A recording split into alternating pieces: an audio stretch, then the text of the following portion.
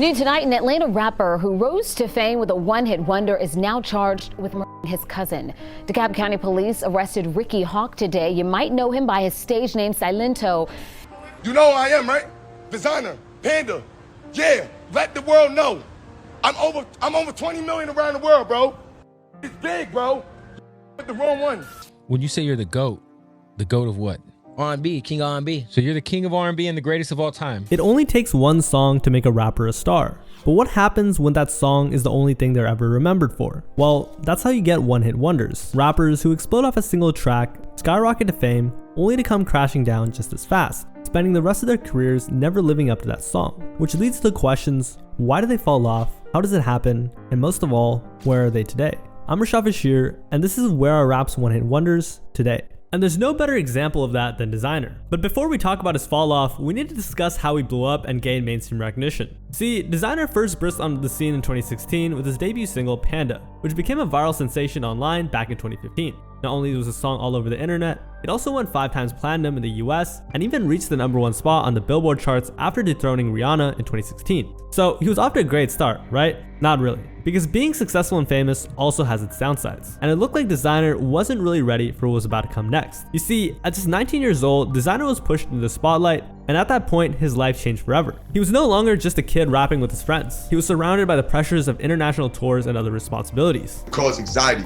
You know what I mean? To a point that it was like certain times I ain't know how to move because I wasn't used to having security guards and shit like that, you know what I mean? But the overwhelming pressure wasn't the only thing that Designer had to face. When you first heard his hit single Panda, you probably thought that it was a Future song. And you're not alone, because in the early stages of Designer's career, he was heavily compared to Future. And it wasn't just fans making these comparisons. In fact, even Future himself took shots at Designer early on. There's only one Future around this motherfucker.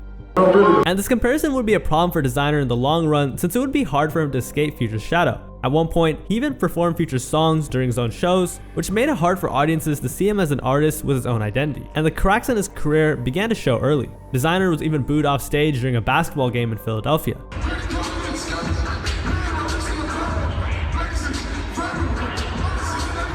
Online, he became the butt of jokes for his behavior, including his infamous Funk Flex freestyle, which many consider one of the worst freestyles of all time. Cop told me that's my gun, my gun. Everybody did it rape, that's my whip. Don't touch, that's my shit. Don't touch, that's my shit. Don't touch, that's my shit. Don't touch, that's my shit. To add to that, clips of him yelling nonsensical phrases became memes, and instead of being seen as a serious artist, he transitioned into an internet laughingstock. Don't touch, that's my shit. Don't touch, that's my brick. Don't touch, that's my brick. Don't touch, that's I'm rich. You know what it is, fuck. Despite this, Designer tried to keep up. He insisted he hadn't fallen off, but was instead focusing on producing timeless music. However, his actions said otherwise. Instead of dropping hits, he lashed out at his label, Good Music, and more importantly, Kanye West. You see, by 2018, Designer's relationship with Good Music started to collapse, and he would openly tweet things like, "Free me from this label." And there's probably some truth to what Designer was saying here, because Kanye West, while a musical genius, admitted that running a label wasn't his strength, saying, "Running a record label was the biggest mistake I ever made. I never asked to be a label owner. Sony offered it to me, and I took it because I can't be there when people are calling me to the studio to hear some music or approve clothes for a video." And Designer felt the effects of this abandonment firsthand. His album never dropped. Instead, he released a short EP, LOD or Life of Designer, which flopped hard. Afterward, Designer felt cheated and frustrated, and at that point, he had enough. So what did he do? He started publicly criticizing and beefing with Kanye, calling him things like crazy. For example, in a rant on Instagram, he accused Kanye of ignoring him, saying he had done more for Good Music than anyone else. Bro, nobody that's doing that. I signed to Kanye West, the biggest that nigga in the world. Y'all niggas think he's the genius. He expressed his disappointment, explaining he signed with the label to work with Kanye, but rarely had the opportunity to collaborate. And he would also rant about his fans, stating, "Y'all mad ungrateful, bro. Y'all need to chill. Y'all need to be so put me on top." And by late 2019, Designer finally got his wish. After years of feeling shelved, Designer was released from Good Music. Around this time, a leaked album titled Good appeared on SoundCloud, featuring 23 unreleased Designer tracks. Later, rumors began that this was the album Good Music had refused to release and leaked out of spite after he left the label. But whether or not this was true, Designer was definitely relieved to be free, stating, "Anywhere, any second, this is the dream of every artist.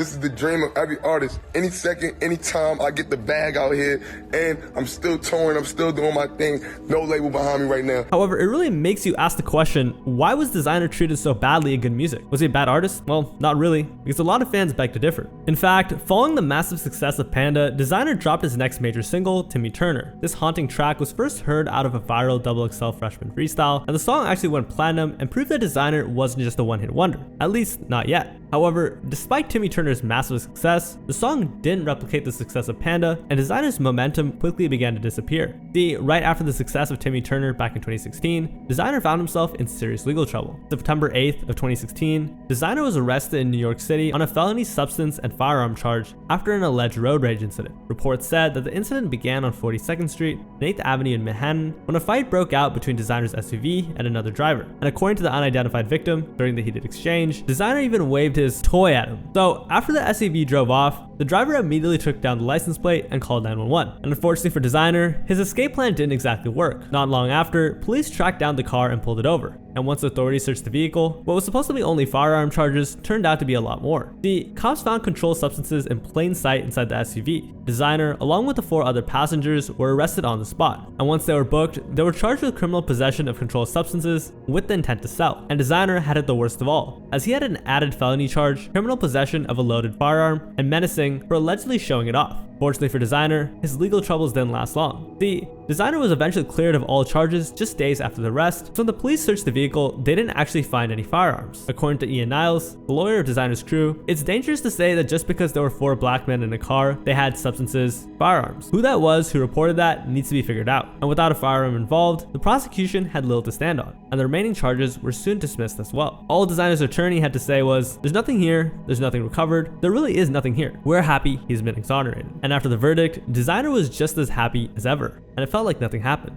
Crazy, man. Nigga crazy, right? Oh, we back out here, man. You did. I heard fuck the label. Niggas crazy. I heard niggas said I need to fucking sell pills. But while he might seem all joyous and victorious now, one of his next viral moments was the exact opposite. See, another memorable moment in Designer's decline came after the tragic passing of the Migos rapper Takeoff in 2022. Visibly shaken, Designer took to Instagram Live in an emotional breakdown, sobbing and announcing he was retiring from rap. It ain't nothing. I'm done rap. I'm done rap. This version of me is done. It's done. It's done. It's done. It's done. It's done. I took Takeoff, bro. He broke down in tears, overwhelmed by the loss of his dear friend, and the rawness of the grief went viral. It looked like Designer had finally lost it. However, he would later clarify his emotional breakdown in an interview with Bootleg Kev, saying, Yeah, I wound up hitting me, man. I had wound up losing like 3 friends in a month and all that shit, Big Kev.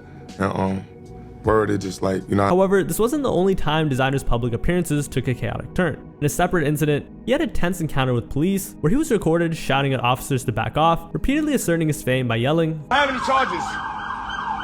Back up. I don't have no charges. Hey, stop getting close to me, sir. Please, stop stepping close to me, sir. The scenes might be funny to some, but Designer was playing a very dangerous game. However, some say that this was just his way of trying to stay relevant. You know who I am, right? Designer, Panda. Yeah, let the world know. I'm over 20 million around the world, bro. These erratic episodes, coupled with his legal troubles and public meltdowns, showed an artist struggling to keep up with his past success. It's big, bro. With the wrong one. I'm letting you know. This is bigger than Freddie Gibbs, all of it. I'm letting you know. Many speculated that his emotional outbursts symbolized his ongoing battle with the pressures of his career and personal life. And this wasn't just exclusive to his public feud with Kanye and the police. Designer slowly but surely began to blackball himself inside the entire music industry. And one of the best examples of this was when he went off on rapper ESTG after he couldn't afford a feature. When Designer reached out for a feature, ESTG or his manager reportedly quoted a $75,000 fee, which Designer thought was unreasonable. And instead of negotiating or letting it go, Designer took to social media to rant once again, calling out ESTG. Artists try to charge me $75,000. ESTG, bro. Yo, you're garbage. You is hot garbage. You can't perform like me. You can't never make a song like anybody in New York City. You're trash, bro. He also compared his diamond certified success with Panda to ESTG's relatively modest achievements. You feel me? Stop playing with me. For real, for real. Y'all ain't never saw what I saw. That's on my mother. Still trap your little gold records. Kick all them chains on your neck, boy. For real. You a slave to the game. However, this rant just showed that Designer was clinging to his past achievements. Unfortunately, it was hard for him to accept that he was no longer seen as a relevant figure in the industry. After setbacks, Designer seemed to make a push for relevance again by dropping a song with Slim Jimmy called Pillow, which unfortunately only gained about 200,000 views. It was far from what Panda was, but it was still a glimmer of hope. And for a moment, it seemed like Designer might turn things around. However, things took a much darker turn just before he could fully regain his footing. Just right after his clash with ESTG, Designer would fall into much deeper legal trouble, but this time there wasn't any substances or firearms involved. Now, he was in trouble over a defamation lawsuit. And this all started when Designer blasted a woman on Instagram for allegedly scamming his sister. And what started as an Instagram post blasting a woman for allegedly scamming his sister quickly turned into a six-figure problem for the rapper. You see, in late 2017, he called out the founder of College Girl, Jessica Brown, posting in all caps, saying, "This girl is a fraud, tried to scam me into paying for my sister to get her into Howard University, and now she is trying to hold my sister's belongings. Please stay away from her and her college scams. Warning, stay away from the scammers." For context, according to the suit, College Girl is a company dedicated to helping younger people with college tuition. And according to Brown, they had already assisted Shelby with her admission into Howard and even helped her secure a storage unit while she was there. And with just one post, things got messy when Shelby left the university, leaving her belongings behind in that storage unit. However, Jessica wouldn't just let Designer slander her name, so she wasted no time in responding. In February of 2018, she filed a defamation and invasion of privacy lawsuit against Designer, arguing that his public accusations severely damaged her reputation and painted her company as illegitimate. Instead of fighting the lawsuit, Designer couldn't contest it at all. This decision led to a default judgment in Brown's favor, meaning the judge automatically ruled against him. And by early 2019, the court had officially ordered Designer to pay Brown a staggering $135,777.11 damages. And while this might not have been a major financial hit during his peak, by this point, things were different. See, this only made a deeper cut to his already declining career. And unlike his rash and loud accusations on Instagram, Designer had nothing to say once the judgment was handed down. He never even publicly addressed the lawsuit, and there were no reports of him attempting to appeal the decision. But if you thought that ranting on Instagram was bad, Designer was capable of much more disturbing acts. See, because what he did in 2023 was so wild that even the FBI had to get involved. On April 24th, 2023, Designer was arrested for indecent exposure following a disturbing incident on a flight from Tokyo to Minneapolis. According to reports, Designer was caught. Yep, you heard that right. Designer was having some fun time publicly while on the way back home. According to reports, the flight attendants warned him 3 times to stop, and each time he complied shortly but would continue moments later. So after the 3rd warning, the crew had no choice but to move him to the back of the plane, where he remained under supervision until the flight landed, where he was met and interviewed by an FBI agent. Designer eventually admitted to his actions, but he still had the guts to reason with the officers, explaining he hadn't had any fun times with a woman in a week while in Japan, and was aroused by one of the flight attendants. Now, that's just disgusting, and it only made the situation worse. So after the incident, Designer was forced to release a statement, stating, "For the past few months, I've not been okay, and I've been struggling to come to terms with what's going on. While overseas for a concert I performed at, I had to be admitted into a hospital. I was not thinking clearly. They gave me meds and I had to hop on a plane back home. I'm ashamed of my actions that happened on that plane when I landed back in the States." And he also added that he was finally getting some help. "And I'm admitting myself into a facility to help me. I'll be canceling all my shows and any obligations until further notice. Mental health is real, guys. Please pray for me. If you're not feeling like yourself, please get help." However, he later still pleaded guilty to the charges, resulting in 2 years of probation and mandatory registration as a offender. However, when he made a guest appearance on the No Jumper podcast with Adam 22, he tried to clarify what happened, saying, Mentally, Adam, I wasn't in the right place. Like, I had a long time to think about this, and it's just like, literally, mentally, I wasn't in the right place. I was just like having so much fun. I was just having so much fun and just like, word. After the incident, Designer claimed he realized he needed to get better. You know, I came back home though, and I just really just started bettering myself from there. I was just like, yo, it's time to read more. It's time to go on hikes. It's time to work out. It's time to really put myself in, build a mental, camp for myself for really just putting it together. He then made excuses like being a vegan for his weird behavior, stating, "I was fully tweaked out of my mind. This is when I was vegan. I didn't have enough sugars and stuff like that." Unfortunately for Designer, this incident was the final nail in the coffin for his career. At that point, no artist wanted to collaborate with him since they didn't want to risk their reputation by associating with him. On the other hand, media personalities such as DJ Academics reflected on Designer's story, calling it part of the one-hit wonder syndrome. He explained, "I always tell you there's like a syndrome of rappers who get to fame really quickly, and it's via like maybe one hit. I kind of want to call it the one-hit wonder theory." Academics' theory highlights how sudden access can create a mental and emotional void once the fame fades. Where that high that probably lasts for like 2 or 3 years, it really It's that dopamine rush is so crazy. For Designer, the pressures of maintaining a career after Panda may have contributed to his struggles. But sometimes that fame and euphoria that they get from all of that is just not there anymore. He argued that if Designer didn't become famous, he wouldn't be mentally struggling right now. I guarantee, like, we got to think about this. I guarantee when Designer was in the motherfucking hood and broke his shit, he wouldn't have mental problems. I don't think so. He pointed out that even if the artist still has money, the absence of fame and euphoria that once surrounded them can leave a significant void. So what the is it about fame and money that now he's traveling all over the world singing that Panda Panda song, and then he's getting back on a plane and the fuck off and crying on camera? Like, what's going on? He emphasized that he wasn't even trying to disrespect Designer, but rather shed light on a broader issue.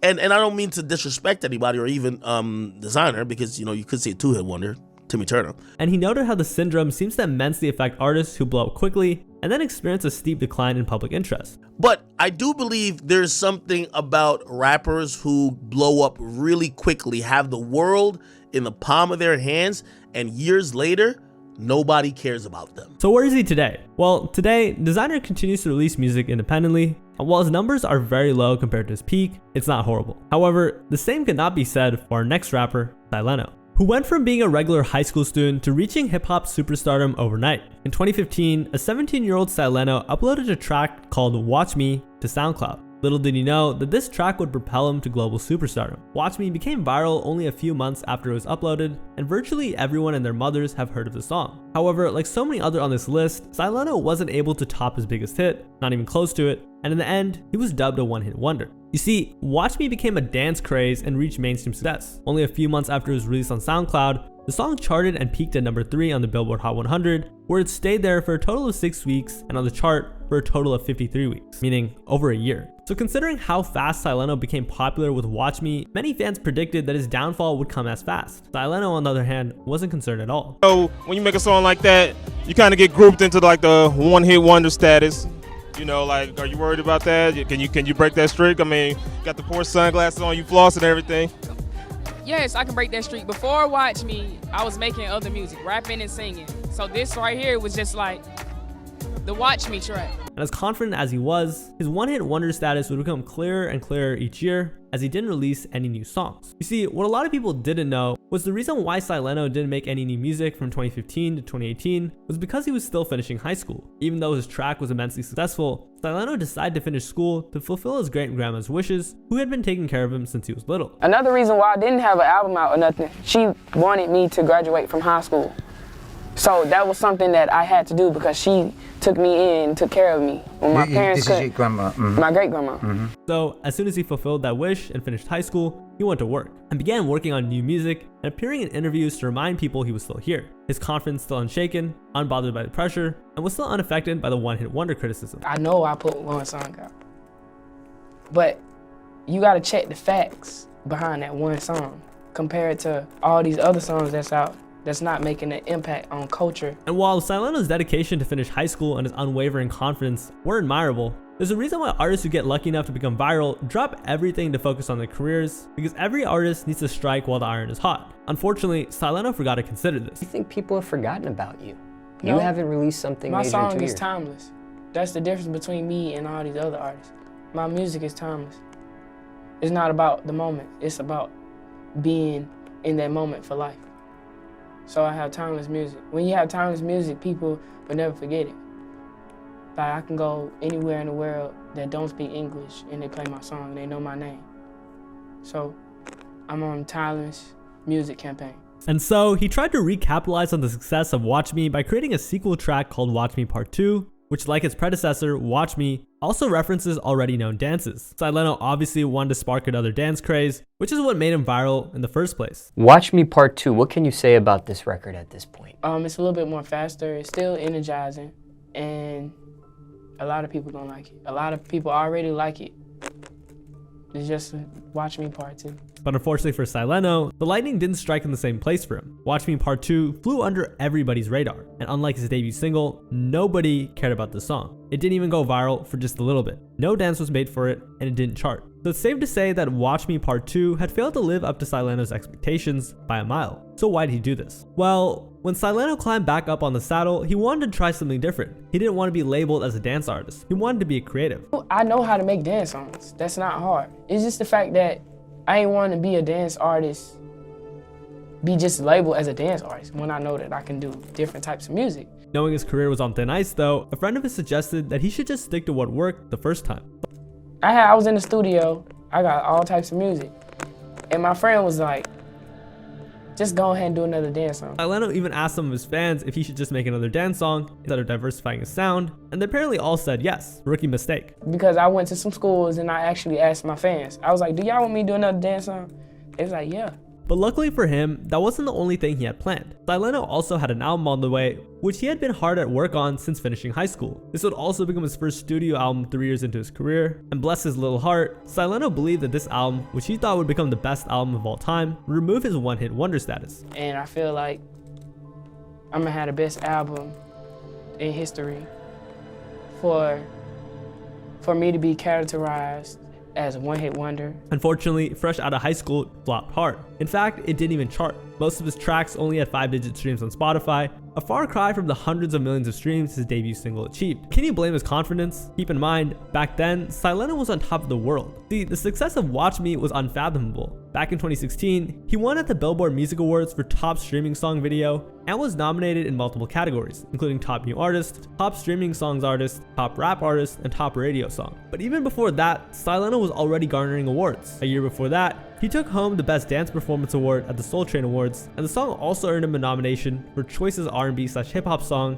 at the 2015 Teen Choice Awards. And with the song dominating the charts, Sileno was also able to perform on some of the biggest stages in music. For instance, he was able to put on a high-energy performance at the BET Awards. Come on, just start the music. Silento, come out here with my baby. And the kids are Blackish, we got young. On the other hand, he was also able to perform his hit song live on TV on Good Morning America. Get ready for Silento. He is going to perform his hit song Watch Me. But on top of that, he was also able to travel the whole country by touring back in 2016 with Let's Dance the Tour.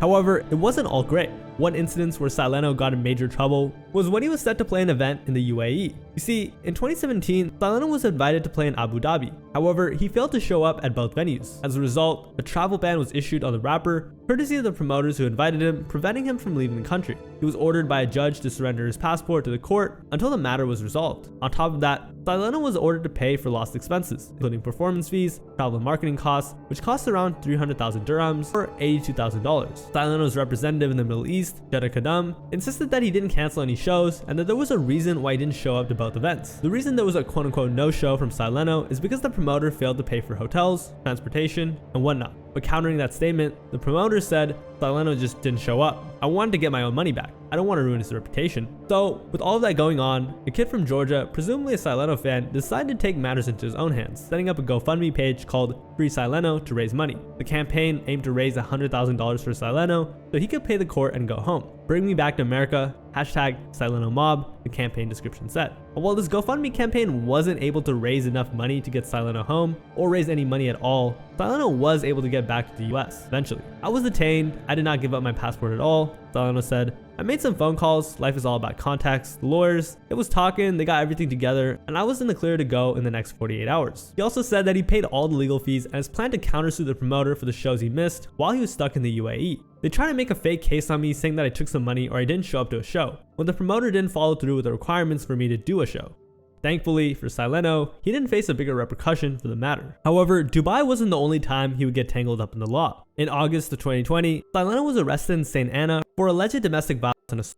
And while he was released on bond that night, he was arrested once again the next day for entering a stranger's home in the Valley Village while wielding a hatchet. Apparently, Sileno was looking for his girlfriend at the time, and upon entering the home, he swung his hatchet at 2 while a friend of his caught up to him and told him he was at the wrong house. He was then apprehended by the police force and charged with 2 counts of assault with a deadly weapon. Fortunately for him, he was able to get out on a bail of $105,000. Now, you'd think after 2 consecutive arrests, Sileno would learn to lay low. However, that's not what he did. Because just a few months later, Sileno would be arrested once again, this time for speeding. When questioned by the officer as to why he was going as fast as he was going, he said that he was running away from people and that it was okay for him to do so because he's not a regular person. We ain't do nothing wrong. If there's like 10 cars following me, I can do 143 because I'm not a regular person, Sileno told the cop. The cop completely ignored what Sileno said, and once again, the rapper was sent to jail. Although he was able to get out just a few hours later. Unfortunately, Sileno just couldn't seem to get away from trouble, because since 2020, he got into an insane amount of legal trouble. But whenever he was caught, he was always able to scapegoat it, and while we can chalk up his behavior to being young, wild, and rich, his mounting mental health issues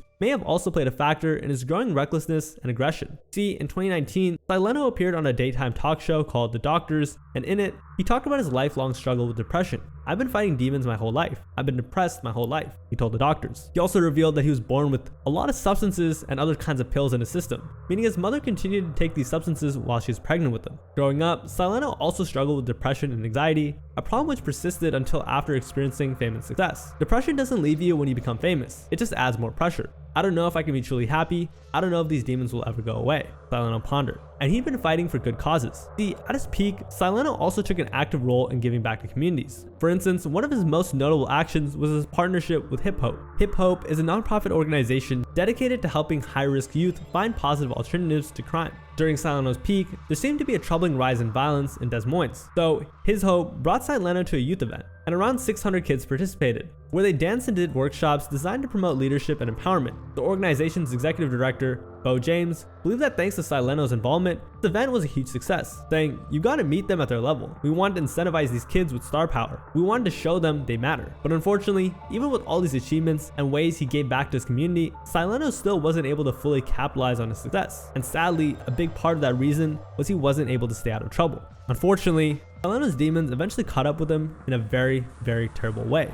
New tonight, an Atlanta rapper who rose to fame with a one-hit wonder is now charged with murdering his cousin. On January 21st, 2021, a man named Frederick Rooks was found by cops and passed away shortly after. So what does this have to do with Sileno? Well, this man was Sileno's cousin. And if you think that Sileno was involved due to a possible revenge plot against his cousins, you're mistaken. You see, Sileno was linked with his cousin's shooting and passing. He was arrested a few days after Rooks was found, and this time, he wasn't allowed to post bail because he was seen as a flight risk. A few months after being arrested, Sileno was handed a 4-count indictment for malice murder, felony murder, aggravated assault, and possession of a firearm while committing a felony. In other words, he was facing life in prison. As of now, it's still not fully known what will become of Sileno, but his own grandparents, yes, the ones that raised him, have asked the judge to not allow him to post bail. His publicist, Janelle Hudson, said she's been in constant communication with him and said they've been making efforts to improve Sileno's mental health while he's in prison. As for his music career, Sileno released a mixtape in 2021 called Bars Behind Bars, which as you can expect didn't do well at all. And as for now, his music career is dead in the water. But I'm sure that's the least of his worries. But what happens when a one-hit wonder song is so massive that it eclipses everything, even its own subject matter? Because that's exactly what happened to Sheck Wes. If you're a fan of both music and basketball, there's a high chance that you've heard of our next one-hit wonder, Sheck Wes, most notably known for his viral hit, Mo Bamba, which dominated the airwaves when it came out in 2017. The track was considered a sleeper hit as it managed to become viral with very minimal publicity and marketing after it was released on SoundCloud, reaching number 6 on the Billboard Hot 100. And combining the views from its music video and its numbers on Spotify, along with other platforms, Mo Bamba was listened to hundreds of millions of times in its first year alone, making it one of the biggest hits of 2017. And while Sheck was highly popular in 2017, and perhaps in the following year, all thanks to the success of his debut single. However, it was so successful that topping it seemed like an impossible task. So when Sheck released his debut studio album called Mudboy just a year later, none of the tracks were able to match the popularity and success Mo Bamba reached. It wasn't even close. In fact, a full-length album highlighted something his listeners from Mo Bamba weren't able to pick up. It was the fact that to many, Sheck just wasn't that good of a rapper. I mean, his beats were great, and it's what made Mo Bamba popular in the first place, but unfortunately, to many fans, that was it. And this one Reddit comment summarizes Sheck's ability as a rapper perfectly. Sheck Wes is the worst rapper alive. He makes Playboi Carti look like the Black Thought. But lyrical prowess is not the point here. This is pure, unadulterated energy in the form of hip-hop music. This might have been a harsh criticism, but it's also somewhat accurate. The main reason why Mo Bamba became insanely popular was because it was an amazing hype song. It did its job in the club and sporting events. And when Sheck released his album, almost every single one of his tracks, to many fans, sounded like a replica of Mo Bamba and nothing more. However, maybe getting mentored by somebody could help his case. And since Sheck was popping off, it was only a matter of time before labels tried to sign him. In fact, his name was so attractive at the time that 2 major labels were able to work something out just so both could sign him. You see, despite what some fans thought about Sheck's rapping ability, rappers Travis Scott and Kanye seemed to think that the young rapper had potential since they both signed him to their respective labels when Mo Bamba dominated the music space. Travis was the first one to approach Sheck, and then Kanye stepped in and they worked something out. And right from the jump, Travis was massively active in supporting Sheck's career. He featured him in a few of his tracks on Astroworld, he allowed him to play live with Drake in Toronto, had him opening for Eminem in Hawaii, and a song was added to the popular video game NBA 2K19, which is curated by Travis Scott. However, unfortunately, the same couldn't be said for his other mentor. Since Sheck got signed by Good Music, it's unknown exactly what the label has done to support Sheck aside from production and distribution, as Kanye himself has been noticeably absent from Sheck's career after the hype for Mo Bamba died out. Sheck even addressed his frustrations with Kanye's lack of involvement in his career. In a tweet, Sheck said, "I wish Kanye was more involved in my career. I don't know what he's getting into." There was also that time when Sheck accused Ye of stealing his style. Responding to one of Ye's Instagram posts, Sheck wrote, "You stole my cadence, my flow, my beat, tempo to get #1, you delusional, and you ain't checking with the buzzins. You really bugged out." Now, this accusation may be unsubstantiated and may have only stemmed from his frustrations and the rapper's refusal to support him, even though he went out of his way to sign him under his label. But either way, it's undeniable that Good Music and Kanye have not done anything to support Sheck's career, kinda like what happened with Designer. However, Sheck wasn't about to give up. After Mudboy was released, Sheck announced that he was in the progress of making another album, and he hyped it up again in 2020 on Twitter, saying, "We announced Hell to Paradise in 2018, a day after Mudboy. It's the second album. Don't care about what's happening or the outcome. It's just gonna outdrum your eardrum." But unfortunately, to this day, Mudboy remains Sheck's only album. So both Cactus Jack and Good Music have a history of mismanaging artists, and unfortunately for Sheck, he seems to have been mismanaged by both. Although Cactus Jack did give him a couple of features, given that Sheck is yet to release his sophomore studio album, there may be a lot of management issues behind the scenes we aren't privy to. Sadly, as Sheck's career started to decline, it didn't help either that he was also caught up on some serious allegations. See, there was also the time when Sheck was hit with a couple of serious domestic SA allegations. In February of 2019, Sheck's ex-girlfriend, singer Justine Skye, accused Sheck of being an abusive partner, resulting in the two of them exchanging tweets, airing out their dirty laundry, which sparked an outrage on Twitter at the time. In October of 2018, Justine Skye released a music video for her song Build, and the video portrays the horrors a person goes through when they're in an abusive relationship. At the beginning of the music video, viewers are greeted with a text that says, "Based on true events." Justine has also talked about how painful it was for her to be in an abusive relationship, knowing beforehand how dangerous the situation is, but not realizing it could happen to her. Obviously, we all know that domestic violence is a very real thing. Absolutely. But I guess it wasn't until like it happened to me that I realized how like prominent it was and like. She then continued by saying she initially didn't want to believe that the could happen to her because she couldn't believe that someone who loved her could do such a vile thing to her. It got out of hand because I just didn't want to believe that this person who claimed that they loved me so much could hurt me. She chose not to name her abuser because, according to her, people will stop caring eventually, and all she wanted to do was bring awareness to the sensitive issue that is domestic violence. In a tweet, Skye said, "I never said who it was because I knew it wouldn't matter to a lot of you. It's just something for you to talk about today. That's just the reality of it. But I made a video in hopes that it can inspire someone else to get away from their abusive partner. That was my goal." But you see, Skye's relationship with Sheck was also unknown to the general public around this time. Some people had already speculated about it on Twitter, but nothing was definitive. However, one day, any thoughts regarding this matter got solidified when Justine liked a tweet responding to a picture of Sheck that said, "Isn't this the same dude who beat up Justine Skye?" However, in February of 2019, things reached a peak when Justine not only confirmed that she did date Sheck at one point, but that he was also her abuser. In a now deleted tweet, Skye said, "Taking a walk with my friends and my man Sheck West, my abuser, and his friends decide to stalk us and attack my friends. 2 cars full of guys while he sat in the car like a bitch. You're pathetic, Sheck, and you, woman. You hit your for me and you'll do it again." Having already broke up with Sheck at this point, Skye went all out on her former partner here. She continued the tweet by saying, "You're pathetic, and all the people defending you, your whole bitch label, everyone, you spreading lies about me. Moral of the story is, if you never put your hands on me, you wouldn't be in this situation, and you just keep making it worse." Sheck, on the other hand, was initially silent throughout the whole thing. Eventually though, the heat must have gotten too overwhelming for him because he eventually responded, saying, "I've chosen to remain silent until now out of respect for actual victims of abuse. But I cannot stand by while lies are repeatedly told about me, and I did not jump anyone." But Skye wasn't having Sheck's denial though. She responded by calling his lies disrespectful and saying she had receipts. I literally have footage of you jumping over the fence of my house to attack me. Your lies are even more disrespectful. She then uploaded the video, which indeed showed Sheck jumping over her fence, captioning it with, "Are you going to lie now and say this is not you too?" Justine. Now, this video didn't really show anything other than Sheck jumping over a fence, but this evidence isn't really enough to definitely prove that he A-worded her. She did follow it up with a screenshot of her text with Chase B, Travis Scott's DJ who closely works with Cactus Jack, showing her asking for help while Sheck was allegedly trashing her place. Sheck responded to Sky's video by saying, "Show us your bruises, not be hopping the fence to get my stuff back, Gene." He continued by saying, "Ask my real girlfriend, I never you." He also further clarified what happened in the video where he jumped the fence, saying, "Just clarifying, this is a video of me hopping a fence to get my stuff back from a girl who refused to give me my stuff." Justine then responded by explaining her side of the story, saying, "Refused? This specific incident was because I was trying to give you your things. You decided to react violently and irrationally because you are a grown-ass man and I'm not going to disrespect you because I put them in garbage bags for you to pick up." She continued by saying, "Did you forget about the time you launched my phone across the room at the Montrose Hotel?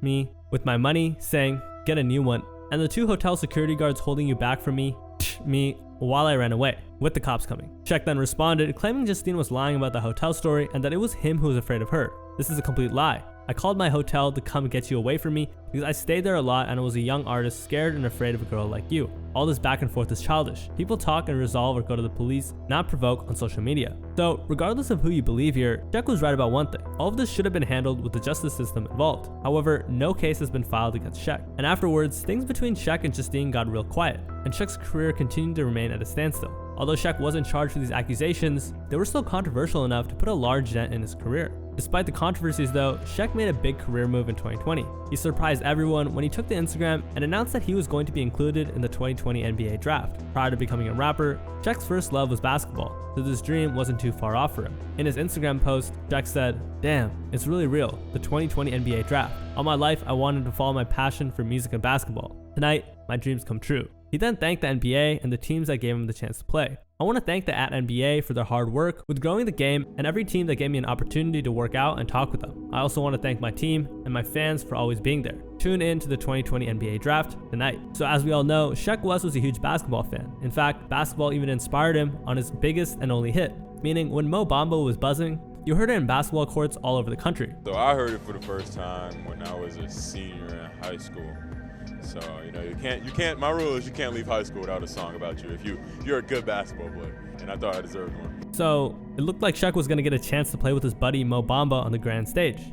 Well, not exactly, because unfortunately for Sheck, he went on to become undrafted, and as a response to this, Sheck dropped the song Been Ballin'. In the music video, somebody plays a parody of Adam Silver, the commissioner of the NBA, and Sheck got drafted to the league. In all fairness, it was a great marketing strategy for the song. That said, the song itself barely got any attention, and as of now, it's only been played a few million times, which is a lot for some artists, but considering his prior release got billions of streams, Been Ballin's success was a major flop. And while no one in the NBA drafted him, there was one basketball league that thought it might not be such a bad idea to draft Sheck, since he was skilled at basketball and he played a lot since he was in high school. And that team was the Paris basketball team, a pro EuroLeague basketball club who later that year drafted him. And Sheck seemed to be serious about the prospect of playing for the team too. He said, "I didn't come here to sell my album or make it gimmicky. I came here with no chains on just to hoop and play hard." Many people continued to doubt Sheck's intentions and even his abilities to perform at a pro level, but Sheck was keen on proving everyone wrong. Did you have a goal in basketball in Paris? Yeah. Drop buckets, get wins, help this team, be more well-known. However, when it came time to lace up, it seems like everyone's doubts were somewhat warranted, because all in all, Sheck only ended up playing 3 games, made 1 3-pointer, 1 free throw, totaling to 4 points for the duration of his entire pro basketball career. So, when his dream of becoming a pro baller failed, he attempted to return to music. So where is he today? Well, Sheck West still makes and releases music from time to time. He occasionally performs at Rolling Loud, raps on features, but he has never even come close to the same success he had with Mo Bamba, and his album still hasn't dropped. However, unlike Sheck West, some one-hit wonders have fallen off not just because of lost momentum, but also because they turned themselves into one of hip-hop's largest memes. Now, let's shift our focus to YK Osiris and what led to his downfall. See, he had the right recipe to be a star. He had good vocals, a hit song, and a major label backing him, but instead of building on that momentum, his career quickly spiraled into controversy after controversy. Initially releasing music independently on SoundCloud, his song Valentine garnered recognition after it was remixed by Lil Uzi Vert, which helped to go viral. This led him to get signed to Def Jam in 2018, and a few months later, YK would release his most popular song to date, Worth It. Worth It debuted at number 87 on the Billboard and peaked at number 48. It was also remixed by Tory Lanez, Ty Dolla $ign, which significantly boosted its popularity. And most of all, the song was all over TikTok. And at the time, that was enough for the young artist. He was able to sign to a major record label, become peers with some of the biggest artists in the world, and he was relatively happy with where he was at. Give it up for the one and only YK Osiris.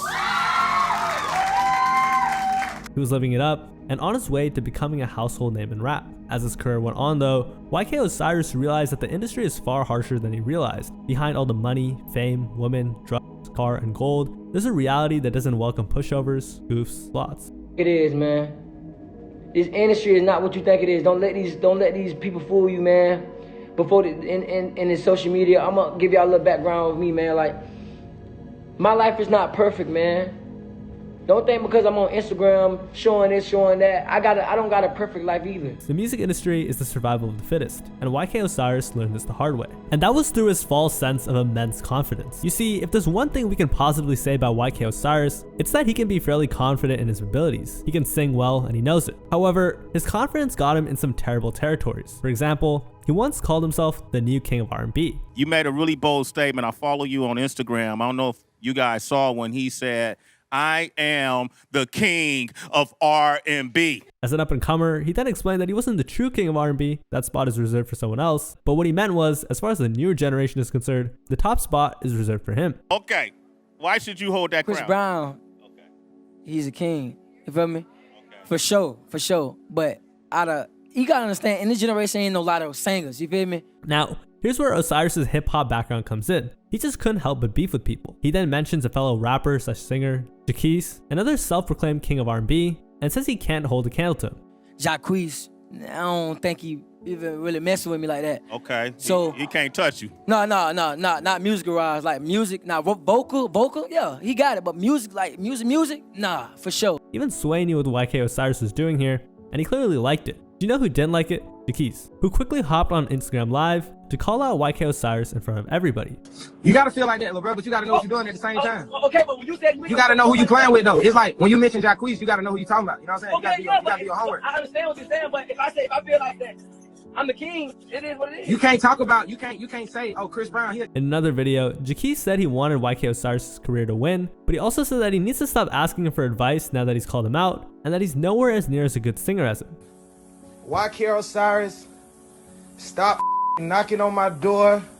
Stop asking me for big bro advice. Stop. You had my name in your mouth with Sway. That was a mistake. You can't sing like a little bro. I wanted you to win. I still do. Don't bring my mother up.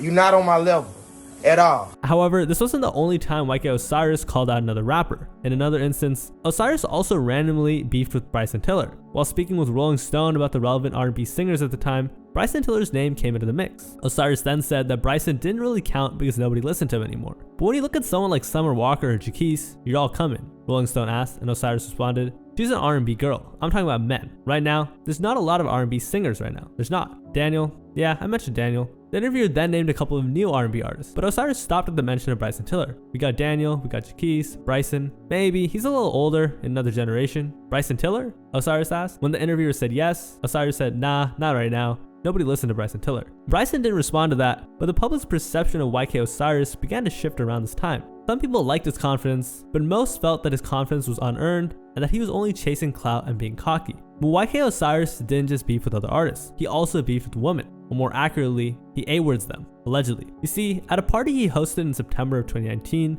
his girlfriend at the time apparently found pictures of other women on his phone. Angered by this, she confronted Osiris, which led to a yelling match between the two. At one point, Osiris allegedly yelled at her, "I'm going to out of you." This made the girl run away from Osiris, prompting him to chase her, where he then continued to her, and her face. When the police got involved, they said that the woman had a mark under her eye, where she was allegedly. And so, Osiris was arrested on A-word charges and was initially denied bond until a week later. He then denied all the allegations his then girlfriend threw at him and said he'd face her in court. A few years later, the charges against Osiris were dropped, so either he was telling the truth and the girl lied, or she just didn't have enough evidence against him. Either way, this case was still enough for some people to label Osiris as an essayer. There was also that time when Osiris tried to forcibly kiss Suki Hana during a Crew League event. She clearly didn't like Osiris doing that, but he forced himself onto her anyway in front of everyone. I mean, what was he thinking? And due to the mounting backlash, Osiris issued a public apology on Instagram. Through a text post, Osiris said, "I want to publicly offer my sincerest apology to Sukihana. In an attempt to be playful, I misread the moment and violated her boundaries. I understand the importance of consent, and I am embarrassed by my behavior. I take full responsibility and have made multiple attempts to apologize. I have the utmost admiration for Sukihana, and it was never my intention to disrespect her." Sukihana, while she was traumatized by what happened, chose to forgive Osiris, saying, "God always forgives me, and I can always forgive others." While she was forgiven by Osiris, she also said that she isn't excusing or lessening the severity of his actions. She hopes that he can at least learn from the whole incident. And as you can imagine, this whole situation only tarnished Osiris's already shaky reputation. Not only can he be tactless with his words, but he also proved that he was reckless with his actions. All this would contribute to how the hip-hop community as a whole would see him not only as an artist, but also as a person. You see, on top of having problems with women, YK Osiris also had problems with money, and his money problems are an open secret in the hip-hop industry, at least to those who know him. For example, in 2020, a video of Osiris running away from a DJ he apparently owes money to became viral online. While Osiris's face isn't seen in the video, the only indication that it was him was that the DJ was calling out his name while he was running away as fast as he could. Hey, Osiris! Osiris! What you running from, cuz? What you running from? The DJ in question uploaded the video to his Instagram story, and a few slides after that video, the DJ uploaded a text post that said, "Bruh, so many people DMing me saying he owe me money, chiefs, artists, promoters, etc." And Osiris tried to explain that situation by not really explaining it, and just saying that it was cap and it was sad. Dog, Instagram is so cap. This is so cap, dog. Really be capping, clout chasing. Facade, dog. Well explained. And if that DJ was the only person Osiris owed money to, that would be crazy enough. But what's crazier is that YK owes so many more people in the industry. He's owed Lil Baby, Young Thug, Boosie Badass, and Drake, if not more, and every time these are brought to light, his reputation and the respect people had for him diminished further. For example, YK Osiris once ran into Lil Baby at a jewelry store, and while YK was playing around, Lil Baby, from out of nowhere, reminded him of the money he owed him. Oh, sorry, let me get my 5 band, bro. Yeah, probably today. I can't wait to get you. I can't. You right now. He's so funny. He's so funny, man. I made rap go up and down. YK might have found that funny, but Lil Baby surely didn't. He also owes Boosie for failing to complete the crate challenge. And our deal was Osiris owed me $1,200. If he don't make it, he owe me $600. And he missed 2 times. And when he declared himself debt-free in 2022, YK posted a picture on Instagram sitting on the floor next to stacks of $100 bills that spelled out debt-free. The caption, YK wrote, "You guys better stop playing with my name." But shortly after uploading this image, maybe he remembered, or maybe Young Thug messaged him to remind him, but he uploaded an Instagram story that said, "Damn, I think I owe @TheThugger1," which was Young Thug's account. However, YK's biggest debt is his debt to Drake. You see, for whatever reason, YK racked up a $60,000 debt to Drake. Luckily for him, this is the kind of money Drake can just give away. So Drake gave YK Osiris a chance to clear his debt in exchange for an intimate performance. You owe me 60 bands, and you have to perform the song right now in the crib. What are we talking about? What are you talking about? I'm giving you an out. I'm not Baby. I'm not Boosie. You don't owe me no 2 rags, 5 rags. You owe me 60 bands. I'm playing the song right now. You ready? So he performed like Drake's very own court jester, and the debt was cleared. Now, you may be wondering, how in the world was YK Osiris able to rack up that much debt? As an artist who signed to a major record label and had multiple hits, he must be drowning in money, right? Well, maybe, but it looks like YK Osiris was just insanely reckless with his money. During an interview with The Breakfast Club, YK admitted that his money management skills were all over the place early in his career. After the success of Worth It, YK said that he blew his money way too fast. Man, I went broke so goddamn quick, man. Like, back then, oh my, like 3 years, like 2.5, not 3 years ago, when Worth It came out, man, I blew that money so goddamn fast, man. When asked where his money went, he said he gave his mother $250,000, respectable, spent over $300,000 on jewelry, not respectable, and he spent hundreds of dollars on haircuts constantly. However, the heaviest bill was when the IRS came knocking. Cause I ain't know like the taxes come out now, they come out during that year. By the time you know my account say, "This how much you owe," I said, "Yeah." In all fairness to YK Osiris, he was only a young man back then, and to be given the taste of financial abundance must have been overwhelming for him, which led to him overspending his money and ending up in debt. So, in an effort to pay off his debt and be more financially responsible, YK Osiris sold his luxury vehicles and exchanged them for a Hyundai SUV. I had to sit back, I had to relax and look at the world like, "Osiris, you forgot who the f you are. You forgot where the f you came from. Lambo, Rolls Royce. Remember where you came from. Don't get lost in the sauce. Get this motherfucking music, drop this music, and get this motherfucking money there. And don't worry about that dumb shit. And while it seemed like it was a step in the right direction, he immediately followed it up with a stupid decision. He got a haircut that cost him $1,000. This is what $1,000 cut look like. As you can imagine, people clowned him hard for spending $1,000 on a haircut that cost most people about $20 after he sold all his luxury cars so he could be more financially responsible. So once again, feeling attacked, Osiris felt the need to defend his contradictory actions. Y'all stupid. That's my motherfucking money, that's my business. Y'all need to shut the fuck and get y'all haircut straight. Cause my shit nice. For sure. I'm sorry, baby. Yo, mad at me because I paid $1,000 for my haircut. Despite being very proud of his haircut, Osiris would get in trouble once again years later for failing to pay for the very same haircuts he was way too proud of early in his career. I charged him $150 for the cut went up. He paid me $200, he tipped me $50, no complaints. But he had hit me up to come line him up last Tuesday. I went, line him up, I charged him $100 for the lineup. This hit me with the, alright, I'ma cash app you.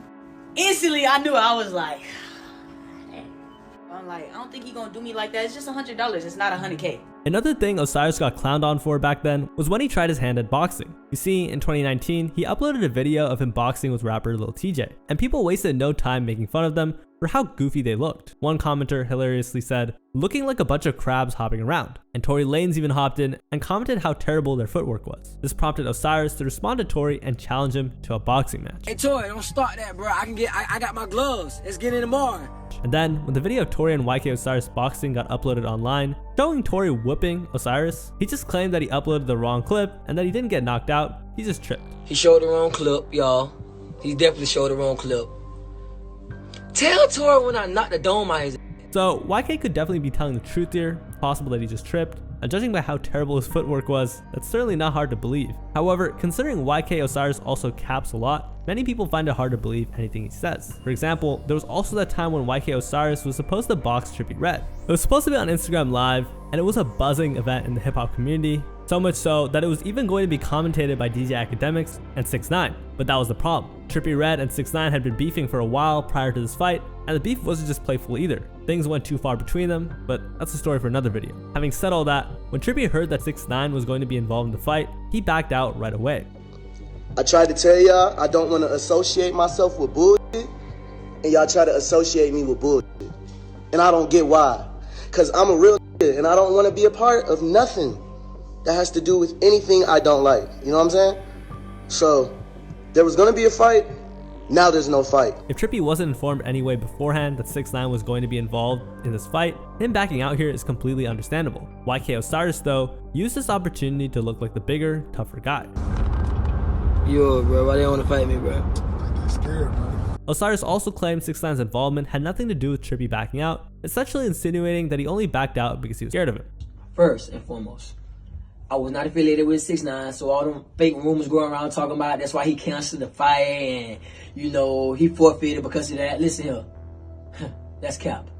He forfeited because he wanted to forfeit. I don't know what the reason he was scared or whatever cause it was. Whatever the case, this little moment here did give Osiris a bit of street cred since not everyone knows or cares about Trippie's beef with 6ix9ine. However, those who are in touch with the hip hop community know that Trippie's beef wasn't a minor thing, therefore his backing out was understandable. But Osiris would continue boxing with other hip hop artists after that. He boxed with Blueface, Designer, Lil Uzi, and more. For whatever crazy reason though, his goofy footwork just never improved, so people continued clowning him for as long as he continued boxing. Another rapper Osiris tried to box was Drake. See, he hopped into Drake's DMs to challenge him to a boxing match, writing, "I'm trying to box you now, lol." However, before Drake could respond, he immediately backed down by saying, "I'm just playing, you gonna give me the beats." Drake then responded by saying, "At least you know your limits." Now, it's important to remember that this screenshot wasn't leaked or anything. YK Osiris took the screenshot himself and decided to upload it himself as well. He wanted to let the world know that he told Drake that he knew he could beat him up. And this is another reason why people clown on YK Osiris so hard. Fans noticed that he seemed to idolize Drake a little too much. Now, there's nothing wrong with idolizing one of the rappers that came before you. Everyone has someone they look up to.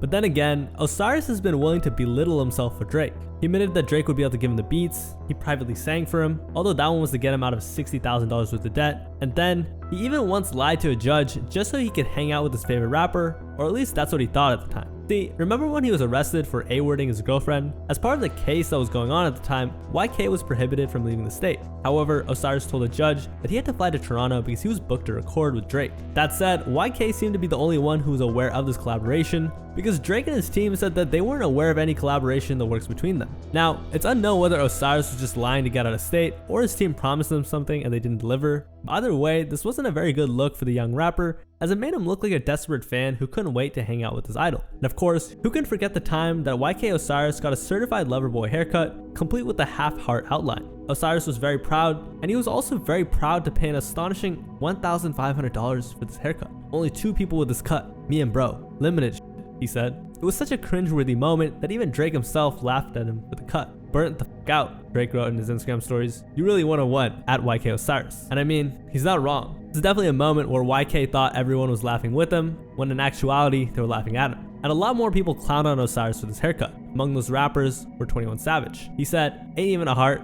bruh, that's the Mickey Mouse ears. But Osiris seemed to be unbothered by this criticism. He uploaded an Instagram story explaining the cut, saying this: people don't get it. Just because I got a little sauce from the great, y'all like, but y'all need sauce from the wrong guys. Y'all need to start looking at the great. Y'all get sauce from the wrong goddamn people. I'm getting sauce from the great, and that's Drake. That's my guy, and my guy the great. Hell yeah, I'm gonna bite a little sauce, get a little sprinkle. At this point, Osiris was doing tricks on it. But if that wasn't enough homage to the Sixth God, YK Osiris went the extra mile and got an OVO tattoo. He wasn't even signed to the label. He wasn't dared. No one urged him to do this. It was out of his complete volition. He just did this, I guess, because he loved OVO and Drake that much. And all of this just made people make fun of YK Osiris for being such a big Drake fan. As I said, you can idolize one of the rappers that came before you, but to do all of that is just corny, at least in the eyes of fans. So as you can imagine, YK Osiris is not exactly the most respected artist in the industry. In fact, no one seems to respect him at all. Everyone from fellow artists to fans, as literally everybody makes fun of him.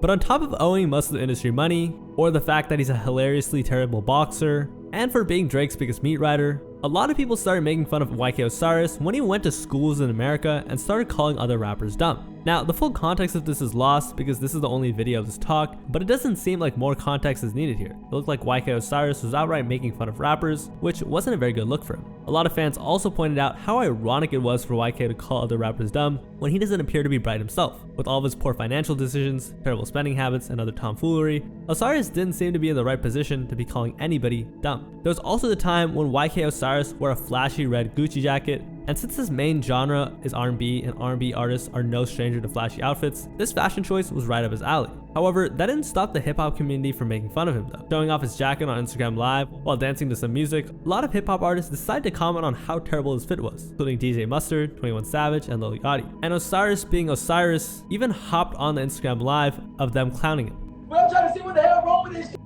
You look like a suitcase, YK. You look like a fucking suitcase. You look like a suitcase. Why would you do that? Why? Why? What was you thinking?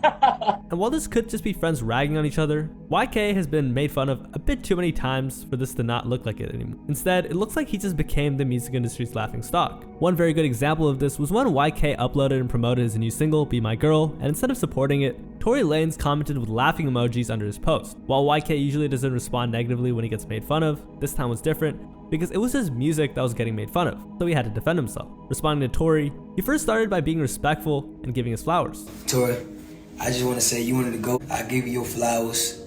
You're one of the ones. I look up to you for sure. Vocals are amazing. You can't deny that. And then he got right into the heart of the situation. He expressed his frustrations at Tory and essentially called him fake for laughing at his music when they were supposedly brothers. So let's get it understood. What I don't fit is you one of my posts, you know, laughing and giggling at my art. I don't like that. I was just in Vegas with you on some brother shit, whatever you want to call it. And that's why I don't fuck against shit, because you fake niggas.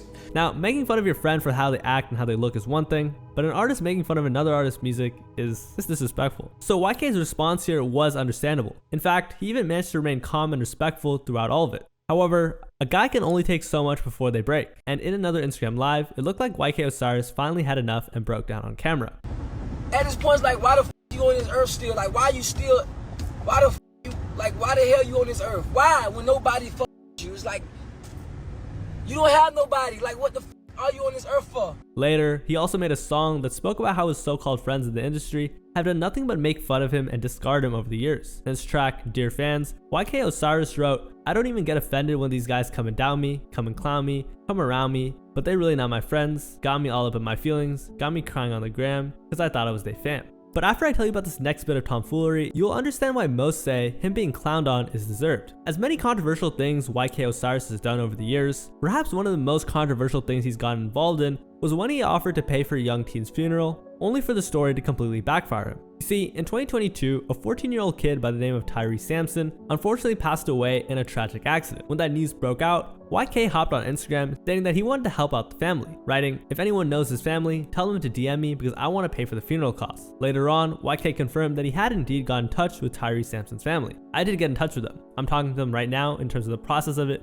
But yeah, I'm talking to them right now, just outside of music. I have a big heart at things like that. I know they was waiting on the amusement park to do their thing or whatever, but things gotta happen quicker. I feel like it was just a devastating thing for the parents, for everyone in his family, so I had to make it happen. However, Tyrese's brother made a post on Facebook saying Osiris never donated to them. YK Osiris, or whatever the dude name is, canceled. Used my little bro for pure clout. Didn't pay a dime, but told the world otherwise. Even posted a fake screenshot of a GoFundMe donation. Stop pretending you about giving back to the community just to get your sales up. Lame as hell. The mother also said that Osiris blocked her on Instagram. In response to this, Osiris took to Instagram to defend myself and saying that he'd never do something like this. Why me? I'm not even that type of person for real. I will never play around like that. He then posted a screenshot of a GoFundMe page that showed his $15,000 donation. The screenshot Tyrese's brother said was fake. He also posted the screenshot of him communicating with the mother and asking them for their bank info and whether they'd prefer that or he send his donations to GoFundMe. And at the end of the Instagram story, YK said, "It's a difference doing something from the heart and doing something for clout. When you do something genuinely, you don't care what comes with it." Tyrese's brother then responded with another message, still insisting that Osiris was lying about making a donation. "I'm not even gonna argue about it. Top donation is $500 as shown. We didn't ask, you volunteered. Stop lying to these people. You used my bro for clout, that's that. The services were covered and it was beautiful.